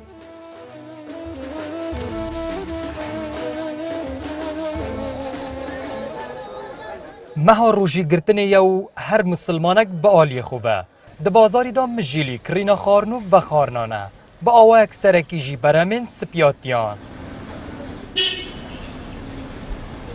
کریارên ku xwe didin bazarên spiyatiyan zêtir ji her tiştî rewaç li ser mastê xwemalî peyda kiriye û ew radgehînin ku rojana wan divê ev spiyatiyên xwemalî di gel xarnên wana hebin. Ez wek rojûgirek ekî rojît girem wexekî dêm fetara xwedê vekeme ve ava mastekî an zolatekî xiyarî eger fetara xwe pêve nekeme ve ku en nema min çû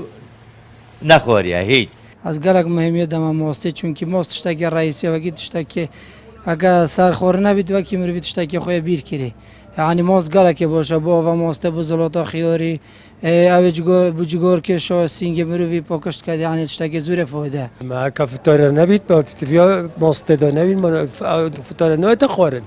Tiviya mastê de hebît ava mastê de hebît piştî bin penîrek tiştek bixwit de miriv istîfade kil vî mastayê biket. دەمبەر خارنا سپیاتیان دە لە مەها ڕۆژی گرتنێ نوشدارێک تایبەتمەند بنەشتەرگەریên گشتی ڕادگەینە ku ev xwarin di her demekî de xwedî mifayek erênîne nexwasme di meha rojî girtinê de ماست و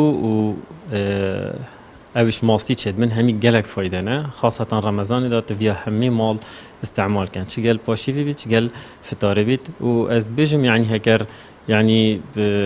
محالب کن که هر یا موجود بید چنگی گلک فایده بو جسم مروی هی بوی رنگی کتیب برچاف کرن هاتنا مها روژی گرتنه بازار وان برامین سپیاتین خمالی گرم کریو مینا هر بازارک دیه خارنو و خارنان رواجک دیار پیوه پیدا بویه آری حسین کردستان 24 آکلی لا تەوەری دووەمی پاشی لەگەڵتانی باس لە بابەتێکی تەندروستیەکەین لە مانگی ڕەمەزان بەهۆی بەڕۆژوبوون چەندین گۆڕانکاری لە جەستە و ڕوخساری مرۆڤ ڕوو دەدات بە تایبەت پێست لەبەرەوەی پێست ئەزانین کە هەستیارە و ئەو خواردن و خواردنەوانەی کە پێشتر لە بەر لە هاتنی مانگی ڕەمەزان دەخورا کەم دەبێتەوە ئەمە چ کاریگەریەک لەسەر پێست دروست دەکات چۆن پێست بپارێزرێت بە تایبەت ئەزانین کە جگەلەوەی خەڵک بە ڕۆژووە گەرمایەکی زۆری شێ و کاریگەری لەسەر پێست دروست دەکات بۆ قسەکردن لەسەر ئەم بابەتە دکتۆر هەڤاڵ فواد پزیشکی نەخۆشیەکانی پێست و جوانکاری لە ستۆدیۆ لەگەڵ ئێمە ئامادەیە دکتۆرم کاتت باش زۆر بەخێر کاتەی تۆش باش بچێ سپاس دەکەم مانگی ڕەمەزان چ کاریگەریەک لەسەر پێست دروست دەکات مەبەستمە ئەو کەسانەی بە ڕۆژوو ئەو کەسانەی بەڵێ سەرەتا پیرۆزبای مانگی ڕەمەزان لە هەموو مسلمانانی جیهان بەگشتی و مسلمانانی کوردستان بە تایبەتی هیوادارین ببێتە مانگی ئاشتەوای و خێر و خۆشی بۆ گەلەکەمان هەڵبەتە پێش ئەوەی وەڵامی ئەو پرسیارە بدەمەوە ئێمە بێ بزانین کە پێست گەورەترین ئەندامی لەشی مرۆڤە و پێستی مرۆڤ کاریگەری ڕاستەوخۆی هەیە هەم لەگەڵ ئەو بۆشاییەی دەرەوەی کە دەوروبەرەکەمانە هەم لەگەڵ ناوەوەش بەڵێ پێستی مرۆڤ چەندین ئیشی تایبەتی مرۆڤ دەکات ئەنی فسیۆلۆژی پێست چەند ئیشێکی تایبەتی خۆی دەکات لەوانە ڕێخستنەوەی گەرمی لەش ڕێخستنەوەی ئاو ئەو ئاوی لە لەشی مرۆڤ هەیە و یارمەتی دەرە بۆ دروستکردنەوەی ڤیتامین دی و چەندین ئیشی تریش کە ڕاستەوخۆ پەیوەندی هەیە بە فاکتەرەکانی دەرەوە و ناوەی لەشی مرۆڤ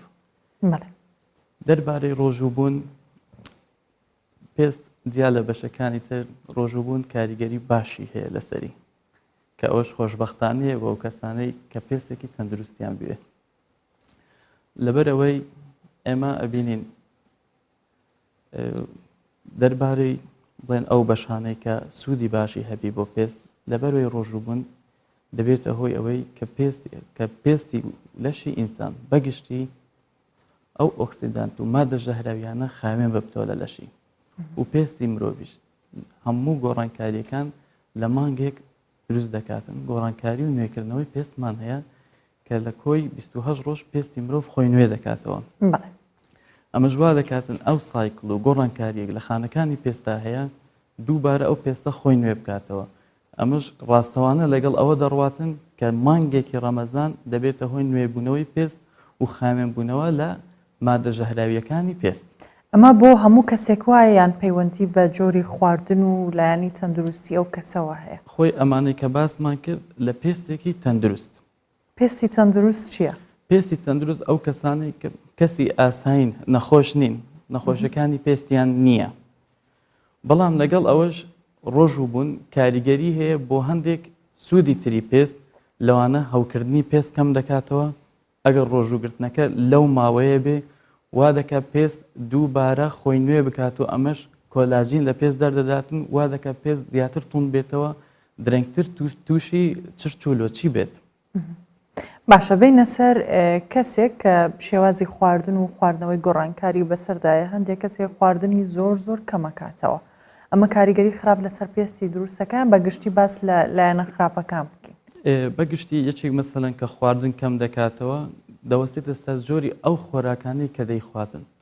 بۆ نمونە هەموو مرۆڤێکی ئاسایی ڕۆژانە لایەنی کەم پێویستی بەوە هەیە کە 4 تا 5 بەرداخ ئاو بخوات یان ئەو خۆراکانە بخوات کە تعویزی ئەو ئاوەی لەش پێست بکاتن ئەو ئاوەی بۆ لەش بکات کە دووبارە کاریگەری هەبیتن بۆ دووبارە شێدارکردنەوەی پێست بۆیە کەسێک کە خۆی ناتەندروست بێ خۆراکانی ناتەندروست بێگومان بەشێک لە پێست و ئەندامەکانی تریشی دەکەونە ژێر کاریگەری بەد خۆراکێکی باشە بۆی تەندروستی پێست پارێزراو بێت لە کاتی پارشێ و بەربانگە و خواردن و خواردنەوانی کە بێت بخورێت بۆ کەسێک چییە یان بۆی بە تەندروستی بمێنێتەوە پێستی وایە باشرە ئەو خواردنانەی کە بۆ پێست لەبەروەی پێست پەیوەندی ڕاستە خۆی هەیە لەگەڵ ئاو باشرە ئەو خواردنانە زیاتر شلەمەنی بن یاخود ئەو میوانە بن و ئەو کەسانەی بۆ نمونە وشکی پێستیان هەبێ باشرە خواردنەکانیان زیاتر باشە زۆر کەس ئەڵێ هەموو میوەکان بۆ پێست باشە هەمووی باشە بە شێوەیەکی گشتی زۆربەی باشە لەبەروەی میوەکان پڕن لە ڤیتامینات و پێستیش بەردەوام پێویستی پێ هەیە بۆ نوێکردنەوە و بۆ ئەو گۆڕانکاری و بۆ گەشەی پێست و بۆ بەردەوامی شێدارکەرەوەی پێست پێویستی بە میوە و سەوزە بە شێوەیەکی گشتی هەیە باشە ئەگەر کەسێک بپێچەوانەوە خواردنی تر بخوات کاریگەری خراپ لەسەر تەندروستی دروستەکە لەوانەیە بەر لە هاتنی ڕەمەزان ئەو خواردنە تەندروستانەی خواردە بێت بەڵام ئێستا لەبەرەوەی ماوەی خواردن کەمە نەتوانێت یان دەرفەتی ئەوە نەبێت ئایا ئەمە خراپە بۆ پێست بە شێوەیەکی گشتی لەبەرەوەی کاتی ڕۆژبوونەکە تو ماوەکە دیاری کراوە و پێستیش لە فەرمانزانی پێست و فسیۆلۆژی پێست تعویزی دەردانی هەیە لە شتەکان ینی تا ڕادەیەک دەتوانێت تعویز بکاتەوە بە گوێرەی ئەو ماوەی کە بۆی دانراوە بەڵام ئەگەر بێت و تێپەڕ بێسە بۆ نمونە هەر نەک بە ڕۆژووبوون لە دەروی بە ڕۆژبوون مێمە زۆر کەسمان بینیوە کە ڕجیم دەکاتن ماوەیەک وەزنی کەم دەبێتەوە بە شێوەیەکی گشتی ڕاستەخۆ تاسیر لە پێستەکە دەکەم باشە بینە سەر باوترین و نەخۆشیانەی کە ئێمە لە کوردستان هەمانە کامانن یان بەپێی ئەو کەسانی کە سەردانی ئێواکەن چەند جۆری نەخۆشی پێست هەیە و زۆرترینیان کامەیە باوترینیان ئێستا لە کۆمەڵگەی ئێمە هەستیاری پێستە بەهۆی ئەوەی کە زۆر خەڵک خواردنی دەرەوە خواردنی ناتەندروست دەخوا بێگومان پێستیان هەستیار دەبێت حساسی پێست ئێمە بەگشتی پێی دەڵێن و ئەوەی تریش کە ئێستا تێبینیمان کردووە زۆرە بە تایبەتی لە نێو خانمان هەڵوەرینی قش ئەویان کە زۆر باوە بۆچی هەڵوەرینی قش هۆکار زۆرن یەک لەوانە قەلەقیە یاخود ناڕێکی هۆرمۆنە یاخود کەمی ڤیتامین دی کە ئێستا خەریکە دەبێتە شتێکی پاندیمیک لە هەموو کۆمەلگا بڵاو بێتەوە کە خەڵک بە شێوەیەکی گشتی ڤیتامین دییان کەمە و کەمی مادەی ئاستنیش لەبەرەوەی باشە دکتۆر ئێمە لە کۆی ئەو پزیشکانەی لێرە بوون زۆرترینی باسی نەبوونی یان کەمی ڤیتامین دی کراوە جاران بۆچی ئەو کێشەیە نەبوو ئێستا ئەم کێشەیە بۆ دروست بووە وایە جارانیش ئەم کێشەیە هەبووە بەڵام بە شێوەیەکی زەق وەک دەڵێ ئەپروڤ نەکراوە تەحدید نەکراوە ئەگە نەخۆ جارانیش قش هەڵوەرین هەر هەبووە جارانیش ئەو نەخۆشیانی کە پەیوەندی بە ڤایتامین دی هەبووە هەر هەبووە یەکی هاتووە قاسی دێشی دەستی دێشی ئەو کات شەر ڤایتامین دی کەم بووە بەڵام ئێستا بوو بە شێوەیەکی زەقا لەبەرەوەی ئێستا لە فحوساتمان هەیە شتی تەتەورترمان هەیە ئەو زیاتر تەحدید دەکاتن ئەوەیە کە دەڵێ ئێستا بۆ زۆرە ئەو کات ئەوانە بۆ بوونەوەان باش ئەوە یەک دووش شتێکی تریش هەیە کە خۆمان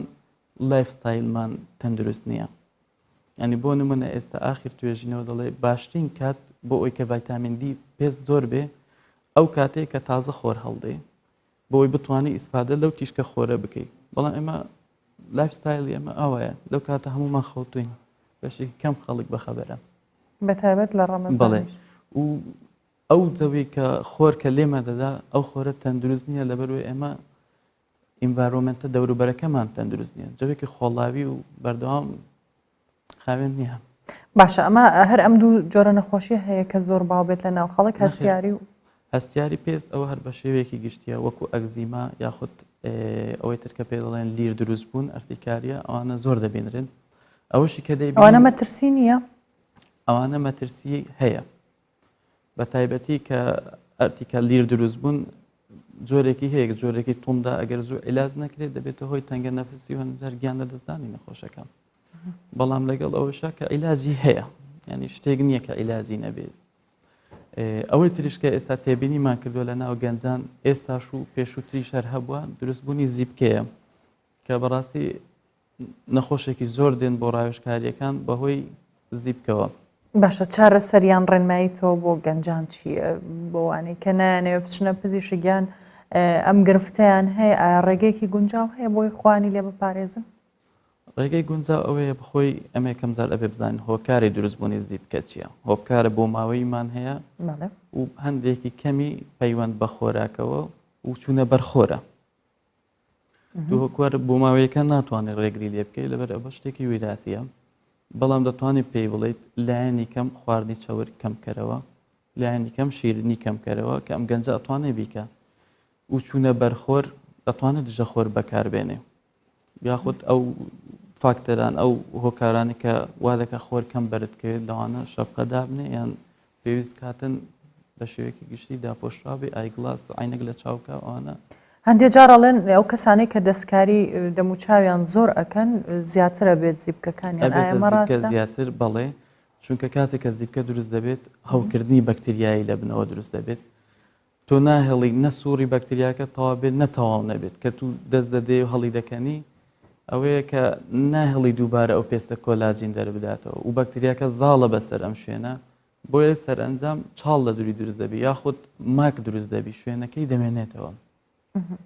باشە هیچ چارەسەرێک هەیە لە ماڵەوە کەسێک بتوانیان ئێوە کو پزیشکان و ڕێگانە بە زانستی زانن کە لە ماڵەوە دێجار لە خواردنی سروشتیان لە میوە سەوزەکان ماسکی تایبەت یان شێوازی تایبەت بەکاریە ئایا ئەمە دروستیان ئێوە ڕێنمایی نەخۆشەکەن ئەو چارەسەرانەوە بە شێوەیەکی زانستی وەکو زیبکە تا ئێستا هیچ توێژینەوەک نییە بزەبت تەحدید کا بڵێ ئەم خۆراکە ڕاستە و خۆ پەیوەندی هەیە بەس ئەوەی کە تێبینی دەکەن ئەوانەی کە خواردنی چاور دەخۆن ئەوانەی کە خواردنی شیرنی زۆر دەخۆن ڕێژەی زیبکەیان زیاد دەکات هەر خۆشیان کە دێنە ڕاوێژکاریەکان وا دەڵێ دکتۆر من ئەم ماوەی خواردنی چاورم زۆر خواردووە زیبکەکانم زیادی کردووە یاخود سترێس بوومە قەلق بوومە زیبکەکانم زیادی کردووە بەنسبەت ماسک و ئەوانەی تر کە باست کرد خۆی زیبکە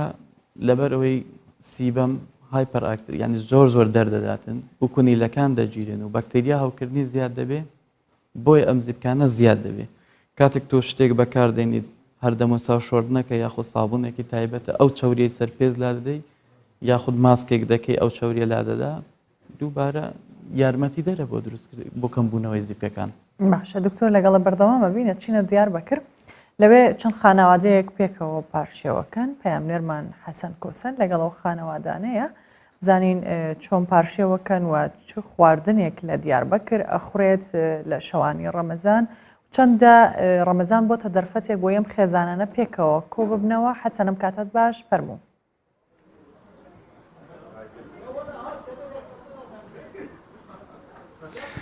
سارا دەماوەژی خۆش دەماوەژی باش بە بڕاستی لە دیاربەکر لە باکوورێ کوردستانê çanda pêkvejiyanê ku mirov bihevre li ser sifra Remezanê rûne çandeke heye dewlemet de û çandeke qedîme. Lêbelê ya fitarê heye ya paşîvê kê me û me gerek nebihîstiye. Lêbelê me bihîst ku di nava sîteke a Diyarbekirê de niştecihên wan mala yani ji 105 zêdetir ez bêjim xanî tişta ku ez zanim di li vê derê hene li sê bloqa sê sîteden hene ew jî paşîvê digihên hev em ê bîstek din ez û Enes em ê hêdî ber bi wa ve em ê biçin wek me gotî hewa hindekê xweş bûye bi rastî hewaya Remezanê xweş bûye destpêka Remezanê de hindekê sar bû hewa hindekê sar bû lêbelê niha hewa xweş bûye ji ber wê yekê welatî jî paşîva xwe hêdî li derve dikin. Dengê dawolê ji kulan û kuçeyê Diyarbekirê qut bûn welatî rabûna paşîvê ez ê behsa vê bikim yani vê çanda ku niha dest pê kirî hindekê ez ê behsa wê bikim lêbelê ji beriya we em binêrin ka nawla em ê werin bate em ê werin bate lêbes em binêrin ka hûn çi dixwin binêrin masta panîra tûge her wiha ez bêjim weke rêçere tiştên şîrnahiye û bi çayê û bi nan û afiyet her wiha xwarina xwe bi vî rengî dixwin. Ez dikarim werim vî aliyê din ez ê herim vî aliyê din em hinekê sohbetê li gel we bikin ev çanda he vê kültûrê bi rastî merheba were خیرات و سر چوادات یکو navê we çi ye serî de از محرم جگرجی محرم usta bele niha me destpêkê de ji got kültûra paşîvê bi hev re xwarin kême lêbeliya fitarê heye ev çawa destpêk meya mübarek meya Ramazanê ya bu çend sala ji vê bîne vîsîte ava biye 10,012 da wisa duyî fakat em her meya mübarek da em bi vî awayê em û cîranê xwe em li bir top dibin meya mübarek û 18 sala wisa ya hûn çawa çê dikin yani mesrefa xwe mesrefa me wisa ya heval kîja bêjî îşev sira min e hiç ferq naka û em yani em vî awayê ew nakin û hemû jî dixwazin sira bê wan herkes dixwazin belê ez ê werim nana ez ê werim bo kekê wê çimku ev taştê wisa xweşik ez bawer ji ber destê wî têne vê derê niha ji xwarin û vexwarinê zêdetir muhabet ez bêjim gelekî derkeve pêş ji cîranê me li vir em pir ji ev razînin yani em li vir nebozî hemû ev nas ki sîtekê pir huzûrliye li vir Birazî em ji ev re pir saygılînin çend mal vê derin em 119 mal 119 mal tev dev girevliyê me 120 malî kin hûn heya serê heya paşîvê hûn ranakevin yan hinek diçin em razin zî em di weta siûrê da ji berkî xêr e em hev jî dibîne li vir siûre em tên li vir siûra xwe dixwin hindî em xeber didin ji xwe kêfa me tê bev em ev dibînin û em diçin car zî em ji xwe sireta xwe dikin ser ismê her kesekî îşê we ber çi îşê we bi rastî çandekê dewlemend e çandekê gelekî xweş e ev çanda he em hêvî dikin ku li Diyarbekirê belav bibe bibe mînan xwezî hese temama ke temamê sîta eviya muhabbetî ka hezkirin e marû jev hez ka hev dibînê kêva marû tê tişkî xweş e yani marû li vir tênan dixwa belê ailece em tên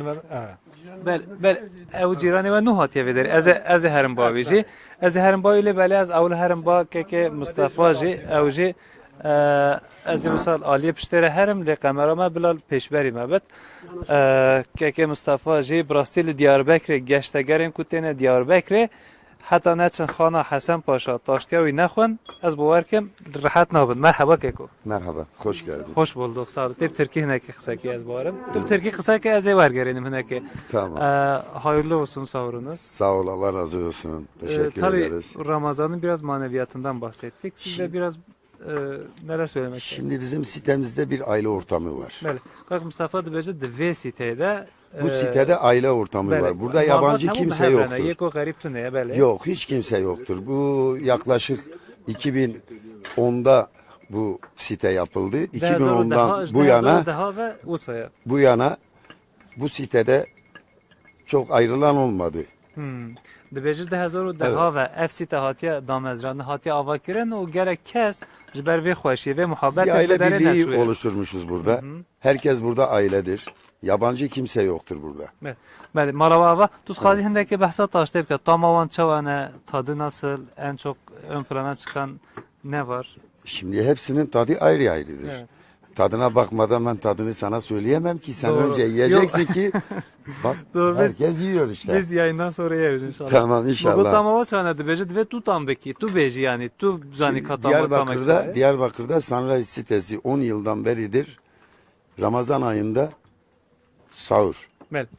Evet. Benim Yani teşekkür bir ederiz. de çok kalabalık oluyor. Bu gece sizin şansınıza böyle. Evet, Yaklaşık 50, 60, 70 kişi oluyor tabii. Bəli. Evet. Keke Mustafa dibece cana penci şes kejili ve dere dicevim kom deben lebele ve care hendik jid bece lebele gerek endisa ji 20 kes azedetir kes henel ve dere ve kema goti çandake kadime. Dışarıdan gelen misafirler de var. Bizim kapımız herkese açıktır. Yani illaki bu sitede oturup da buraya gelip sahur yapacağı anlamına gelmiyor. Dışarıdan da geliyor misafirler. Bəli, malata ve gerek sahibi. Ez herim bir aliyedin ba mamus az bavarkim gavadın tegwa ciranı menu hatiye vedere ne olsa. Ez herim ba ciranı me nuji hatiye vedere. Kace vi site her vaha çavedit. Hediye bəli her avcı taştıya xatxın sara ev çanda he ve kema gotil Diyarbakır'e çandaki nuye. Burası dema paşi veji saat 3 tişteki ne olsa dema paşi veji saate ziyadetir Ceremaya. Merhaba Mamsta. Merhaba, hoş geldiniz. Khayrati. Siz de hoş geldiniz. Kurdi zanım, Kurdi. Kurmancı nizanım valla kusura bakma ama ama çavadıkım. Türkiye becim. Hendek Kurdi. Hendek. Ramazan alemi tüm dünyada İslam alemine mübarek olsun diyelim. Ramazan mübarek. Benim burada bulunuşumun asıl sebebi yani ev nabiyatçı bu isminiz neydi? Şeyh Mus. Keke Şeyh Mus taze hatiye vedere. Evet. Bu Ciran Vesite. Doğrudur. Çim onatına? Ben buraya geldim bu dostluk için geldim. Buranın daha önceden duydum bu dostluğu, bu arkadaşlığı, bu komşuluğu. Normalde burada daire fiyatları 500 bin falanken ben daha fazla para ödeyerek buraya geldim. Bu dostluk için. ev tiştek acı bu dibêje buhay daire ki ji 500,000 lira zêdetir em zêdetir peredaya ku ez jî werim vê derê nava vê muhabbetê te xêr hatî. Teşekkür ediyorum. Merhaba baba. Hindeki ez ê herim hêdî ba çend kesek edin jî ez xwazim hindekî wa jî nava bernameyê de em daxil bikin. Keko merhaba. Behsa dengê xwe jî tê gotin dibe hinek hemû strana jî dibêjin ez bawarim ne wisa merhaba keko. Merhaba abi. Ka Paşivata Ramazan'a teşva der bastı bir kere. Ben Türkçe konuşayım istersen ama daha iyi anlatırım kendimi. Tamam. Şimdi Ramazan ayının en önemli unsuru manevi bir ay olmasıdır.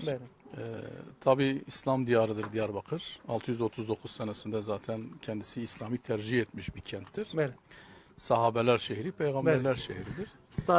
Diyarbakır de bajarı sahabeyane, bajarı peygamberane de sala 632 da hatiye fetih kirin o Ramazan jî meha maneviyateye. Tabi Türkiye bir mozaiktir zaten. Yani birliktelik mozaiğidir. Bizim sitemizde zaten yaklaşık olarak 145 daire var herhalde. 90-120 esnaf bunlar. 120 tane daire var. Geldiğimiz günden beri sadece sahur programı olarak da değil yani. Mesela sportif faaliyetlerde bir aradayız. Ne bu paşi ve bu ezbecim çalakiyen her vahayen spore o vekeden yani çandake behevre. Teşekkür ederiz. Tabii halı sahamız var. Taziye ziyaretlerimizi düzenli bir şekilde mesela sitenin içerisinde taziyesi olan arkadaşlarımıza taziye ziyareti yani geleneklerimizi yaşatma adına Diyarbakır için örnek bir sitedir. Tabii bu Ramazan'ın maneviyatını da bir arada tutma, komşuluk ilişkilerini de geliştirme açısından önemli bir faaliyettir sahur programı. dediği gibi arkadaşlarımızın da dışarıdan gelen misafirlerimizi de bir şekilde burada ağırlamak suretiyle devam ettirmeye gayret ediyoruz. Gele başa mala baba afiyet bişware. Beli sara rawş nahal vedere wusaya ez warim ba ke xwaji hem avji çar gutuna ez xazim avji beje. Na ez narunum ez gelek runust merhaba ştare. بخيراتنا مرحبا Malata başi keke. باشه ونجي باشن ان شاء الله Malata serçava. Çava derbastı bir Ramazan. باشه بیا سفره میه جیرانتی هیه عادت و عرف ناف قومي ام دبن برا دوام بك باشه خود خیر هر کسی قبول بك Amin. سرچه Beli mala baba merhaba ştare. Tu çay başi keke. Tu jilve deriyan tu mehvani. والله كل macun zalim kusur mesela. Tamam. Zalim. Tu jirane beri. Araya. Ben de burada yaşıyorum. Yıllardır işte ilk inşaat halindeyken aldım ve çok güzel bir komşuluk ilişkilerimiz yetişti. Güzel her yıl Evet. sahur etkinliklerimiz var. İşte spor faaliyetlerimiz var. Güzel ilişkiler var. Tamam. Teşekkür ederiz. Tabii başta Remzi Ensari olmak üzere bizim siteyi güzelleştirdi sağ olsun. Tamam, Arkadaşlar teşekkür- dostluklar güzel yani burada. Teşekkür ederiz. Sağ olun. Beli براستی همو کسین کو بشتار بون یکول ودر رونشتن همان هسته پارو دکن هر وا همان هسته پارو دکن و دبیجن چه دبیجن مها رمضان مانویت یا مها رمضان امجد خازون کو بسا و چند پیک وجیان ام بدن دوام کردن و هر وها گله کسین کو دبهیسن یعنی اف سیتین کول در دور اف آواهین کول در دور و سیته کو رونشتنه او چه دبیجن او جی و چالاکیه هر وها و چانده جخوره میناک دکرون او جی دست به پاشیون به هفره دکن بله ساره ام بیجن ایدی خدای روژی واجی قبول بکن بیجن حەسەن کۆسن لە دیاربەکر لەگەڵمان بووی سوپاس. دکتۆر هەواڵ دەگەڕێمەوە لای تۆ پرسیاری میکەپ بکەین. ماکیاژ لەسەر دەم و چاو بەتایبەت لە ڕۆژ یان ئێستا کە خەڵک ئەزانین لە گەرمایان لەبەر هەتاو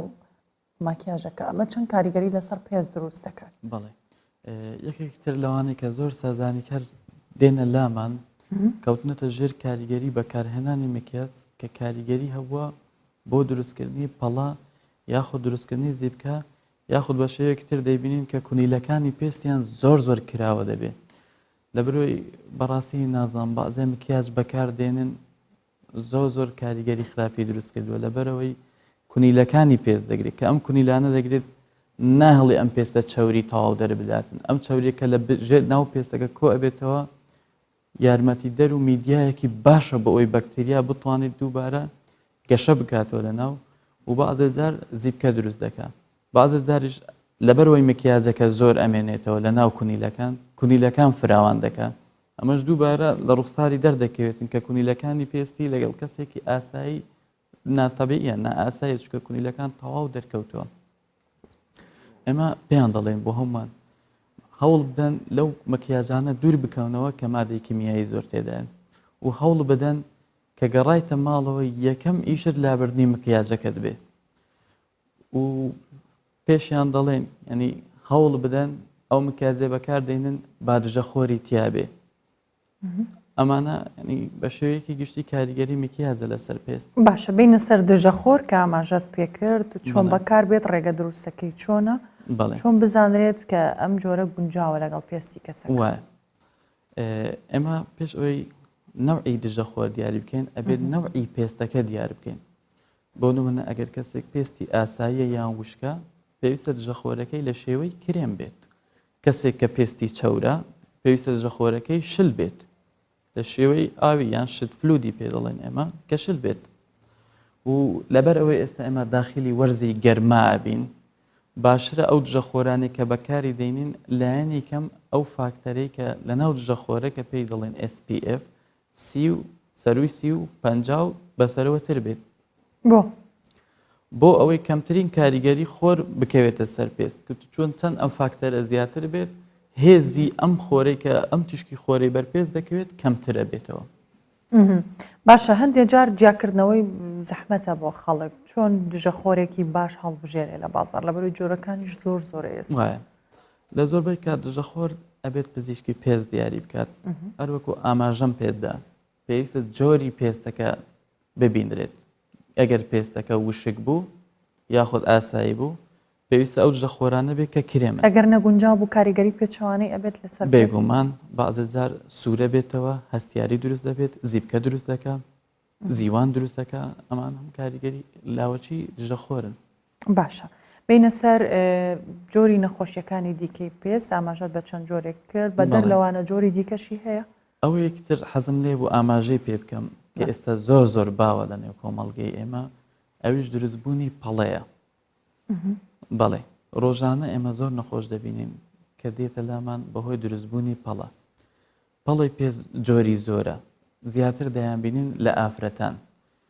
زۆر بەیانیش ئافرەتی دووگیانن لە دوای دووگیانی لە کاتی دووگیانە خودوای دووگیانی بۆی دروست دەبێت لە کاتی دووگیانێکە بەهۆی بەرزبوونەوەی ڕێژەی هۆرمۆنی دووگیانی دروست دەبێت. زۆری تریشمان هەیە ئەوانەی کە زۆر حەبی مەنع بەکاردێنن. ئێستا جۆرێکی تریش تێبینی دەکرێت لەوانەی کە مادەی ئاسنیان کەمە و لە پیاوانی زیاتر ئەوانەی کە دەڕوونە دەرەوە و کاریگەری خۆر بەسەر دەموچاویانەوە کە زۆر دروست دەبێت پەڵە دروست دەکەم. بەڵێ پەڵە لە ئافرەت زیاترەیان لە پیاوان. ئەوەی کە تێبینیمان کردووە زۆربەی ئافرەتن لەبەرێ ئافرەت دەچێتە کاریگەری بەکارهێنانی هۆرمۆنی بەکارهێنانی حەبی مەنە ئافرەتە زیاتر باشە شەم ئەو شتانە بەکاردێنێت کە بۆ هەڵکردنی مووی دەموچاو بۆی ئەوانە زیاتر تووشی پەڵە دەبن. واتە لابردنی مووی دەموچاو ئەوەش زیانی هەیە؟ زیانی هەیە بێگومان. زیانەکانی چییە؟ تو ئەومە هەڵدەکەنیت کە هەمووەکە هەڵدەکەنی وا دەکەی ئەو خانێک کە بەرپرسە لەسەر دەردانی ڕەنگی پێست بتەقی بەعزە جار کە لە بنەوە هەڵی دەکرد ئەمەش دەبێتە هۆی دروستبوونی پەڵە لەو شوێنێک کە هەڵت کەندووە. بە ماوەی بەکارهێنانی واتە بە درێژایی تەمەنی ئەو کەسە کاریگەریەکانی چییە کە بەجێ ئەهێڵێت؟ ئەوە یەکێک لە کاریگەریەکانەکە پەڵەیە بەعزە جار تووشی هەوکردنی پێست دەبێت لەو شوێنێک کە موەکەی هەڵکردووە. کاریگەری لەسەر چرچبوونی پێستی ئەو کەسە هەیە یان کاریگەری لەسەر چرچبوونیش هەیە. باشە خەوتن یان ماندووبوونی زۆر چ کاریگەرێکی لەسەر پێست هەیە؟ ماندووبوونی زۆر و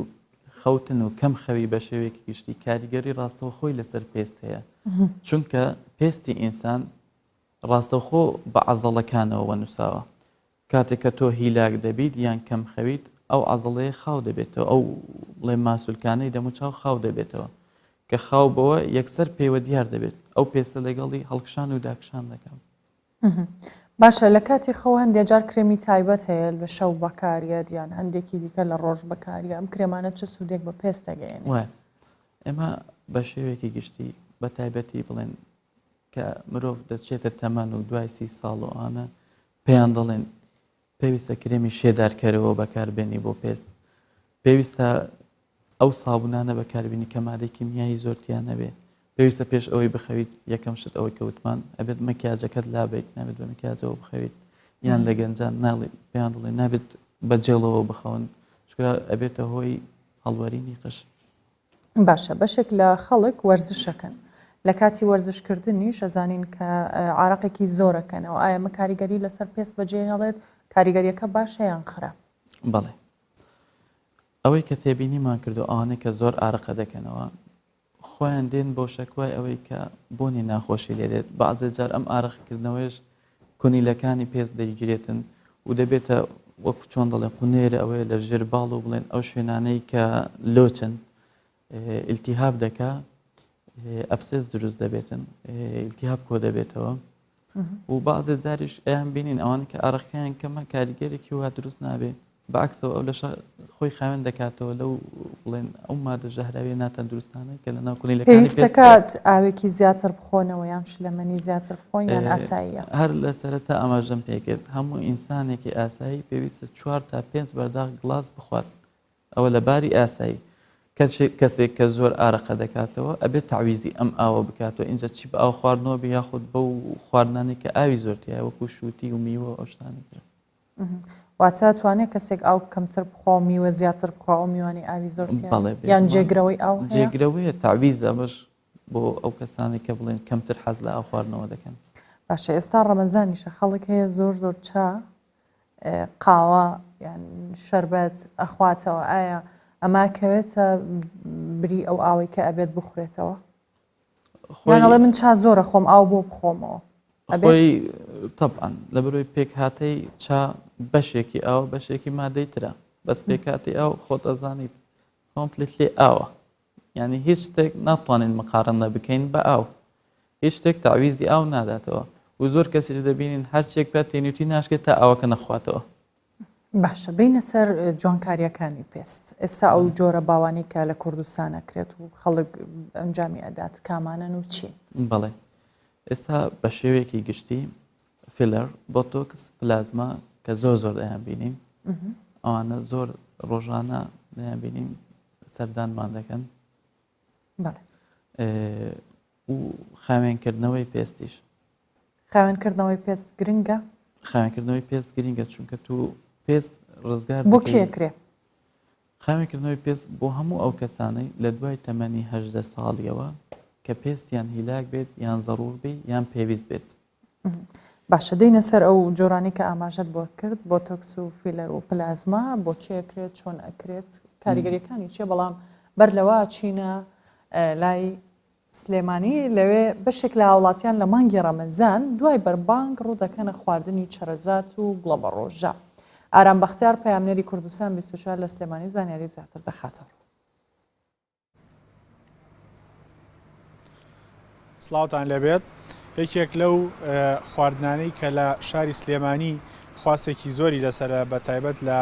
ڕەمەزاناندا لە شەوانی ڕەمەزاندا ئەویش بابەتەکانی چەرەساتە بە تایبەت گڵۆ بە ڕۆژە چکە هەنی دوایەوەی کە هاوڵاتیان بەربانگ دەکەن دێنە دەرەوە لە شوێنە کشتیەکان هەروەها لە چاخانەکاندا دەنیشن کاتێکی خۆش بەسەر دەبن بەدەم ئەوە گڵۆ بە ڕۆژە دەخۆن. لە شاری سلێمانی لە ڕەمەزانان بەردەوام هاوڵاتیان دانوێن نوێترین ئەو چەرەسانە تاقی بکەنەوە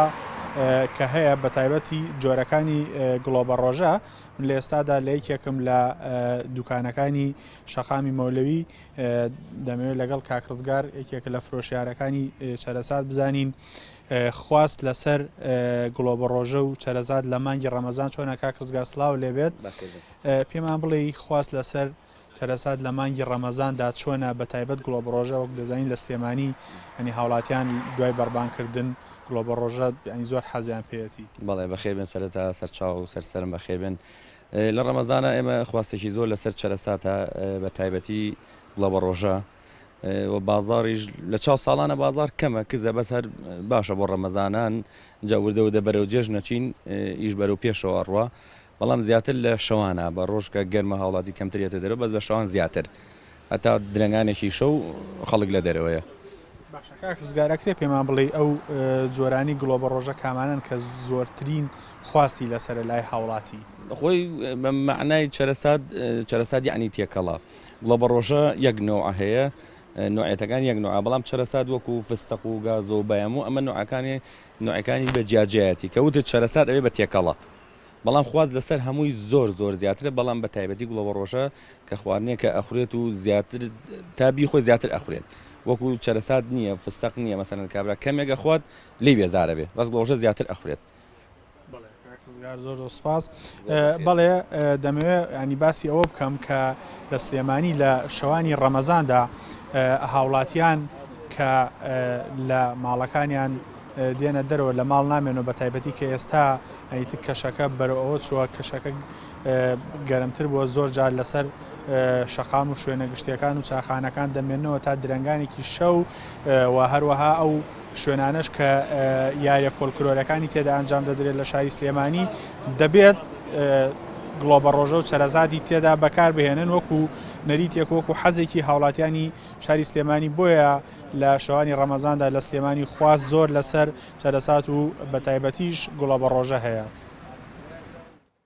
سپاس بۆ پەیامنێرمان ئارام بەختیار لە سلێمانی لەگەڵمان بوو. دکتۆر هەواڵ بەر لەوەی بچینە سەر بابەتی جوانکاریەکە جارێکی تر پرسیاری ئەوەی بینیمان چەرەز بوو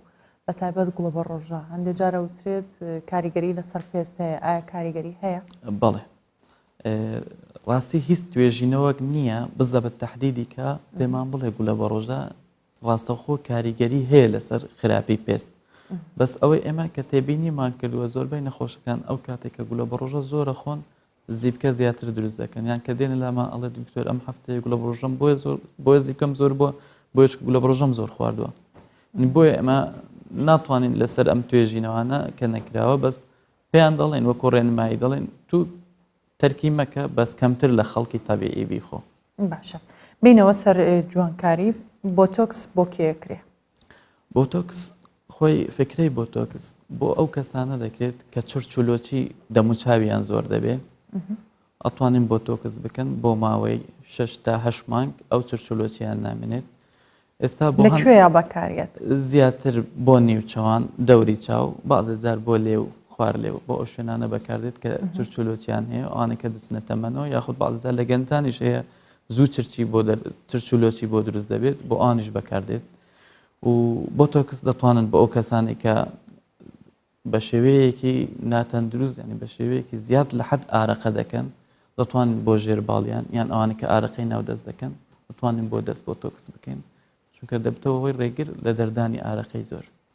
باشە دکتۆر هەنێ جارە وترێ بۆ نمونە لایانی دەرونی کەسەکە کاریگەریە ئەوەی تووڕێ زیاتر پێستی چرچە بێ ئایا پەیوەندی نێوان لایانی دەرونیەکە و پێست چییە؟ پەیوەندی ڕاستەوە خۆی هەیە ئەوانێک کە تێبینیمان کردو زۆر تووڕەن زۆر ئەسەبین زووتر پیریان پێوە دیارە زووتر چرچولۆچیان پێوە دیارە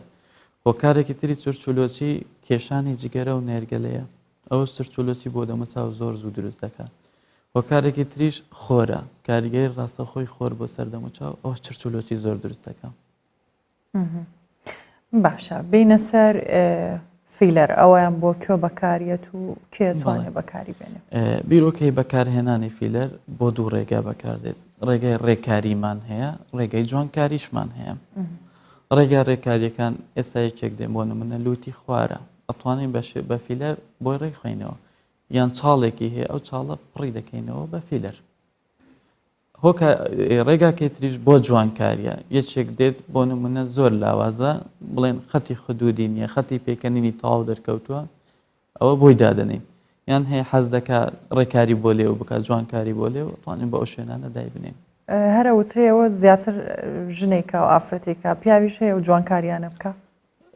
زۆربەی زۆری بۆ فیلەر زۆربەی ئەیبینین لە ئافرەتانە بە شێوەیەکی کەم ئەوانەی دێن بۆ ڕێکاری پیاوان ئەوانەی کە پێویستیان بە ڕێکاری هەبێت بۆ پیاو دەکرێت ئەگەنا زۆر زۆر کەم بۆ پیاو بەڵێ دکتۆر هەڤاڵ فواد پزیشکی نەخۆشیەکانی جوانکاری و پێست زۆر سپاس بۆ ئامادەبوونە دەستخۆش لە مانگی ڕەمەزان چالاکی ئاینی جۆرا و جۆر بەڕێوە چەند یەکێک لەوانە سەمای سۆفیە هەندێک جار پێشی دەوترێت سەمای دەروێشان ئەم جۆرە سەمایە لە تورکیا و سووریاوە دەستیان پێ کردو و ئێستا گەنجێک لە شەوانی مانگی ڕەمەزان لە هەولێر ئەم جۆرە سەمایە دەکات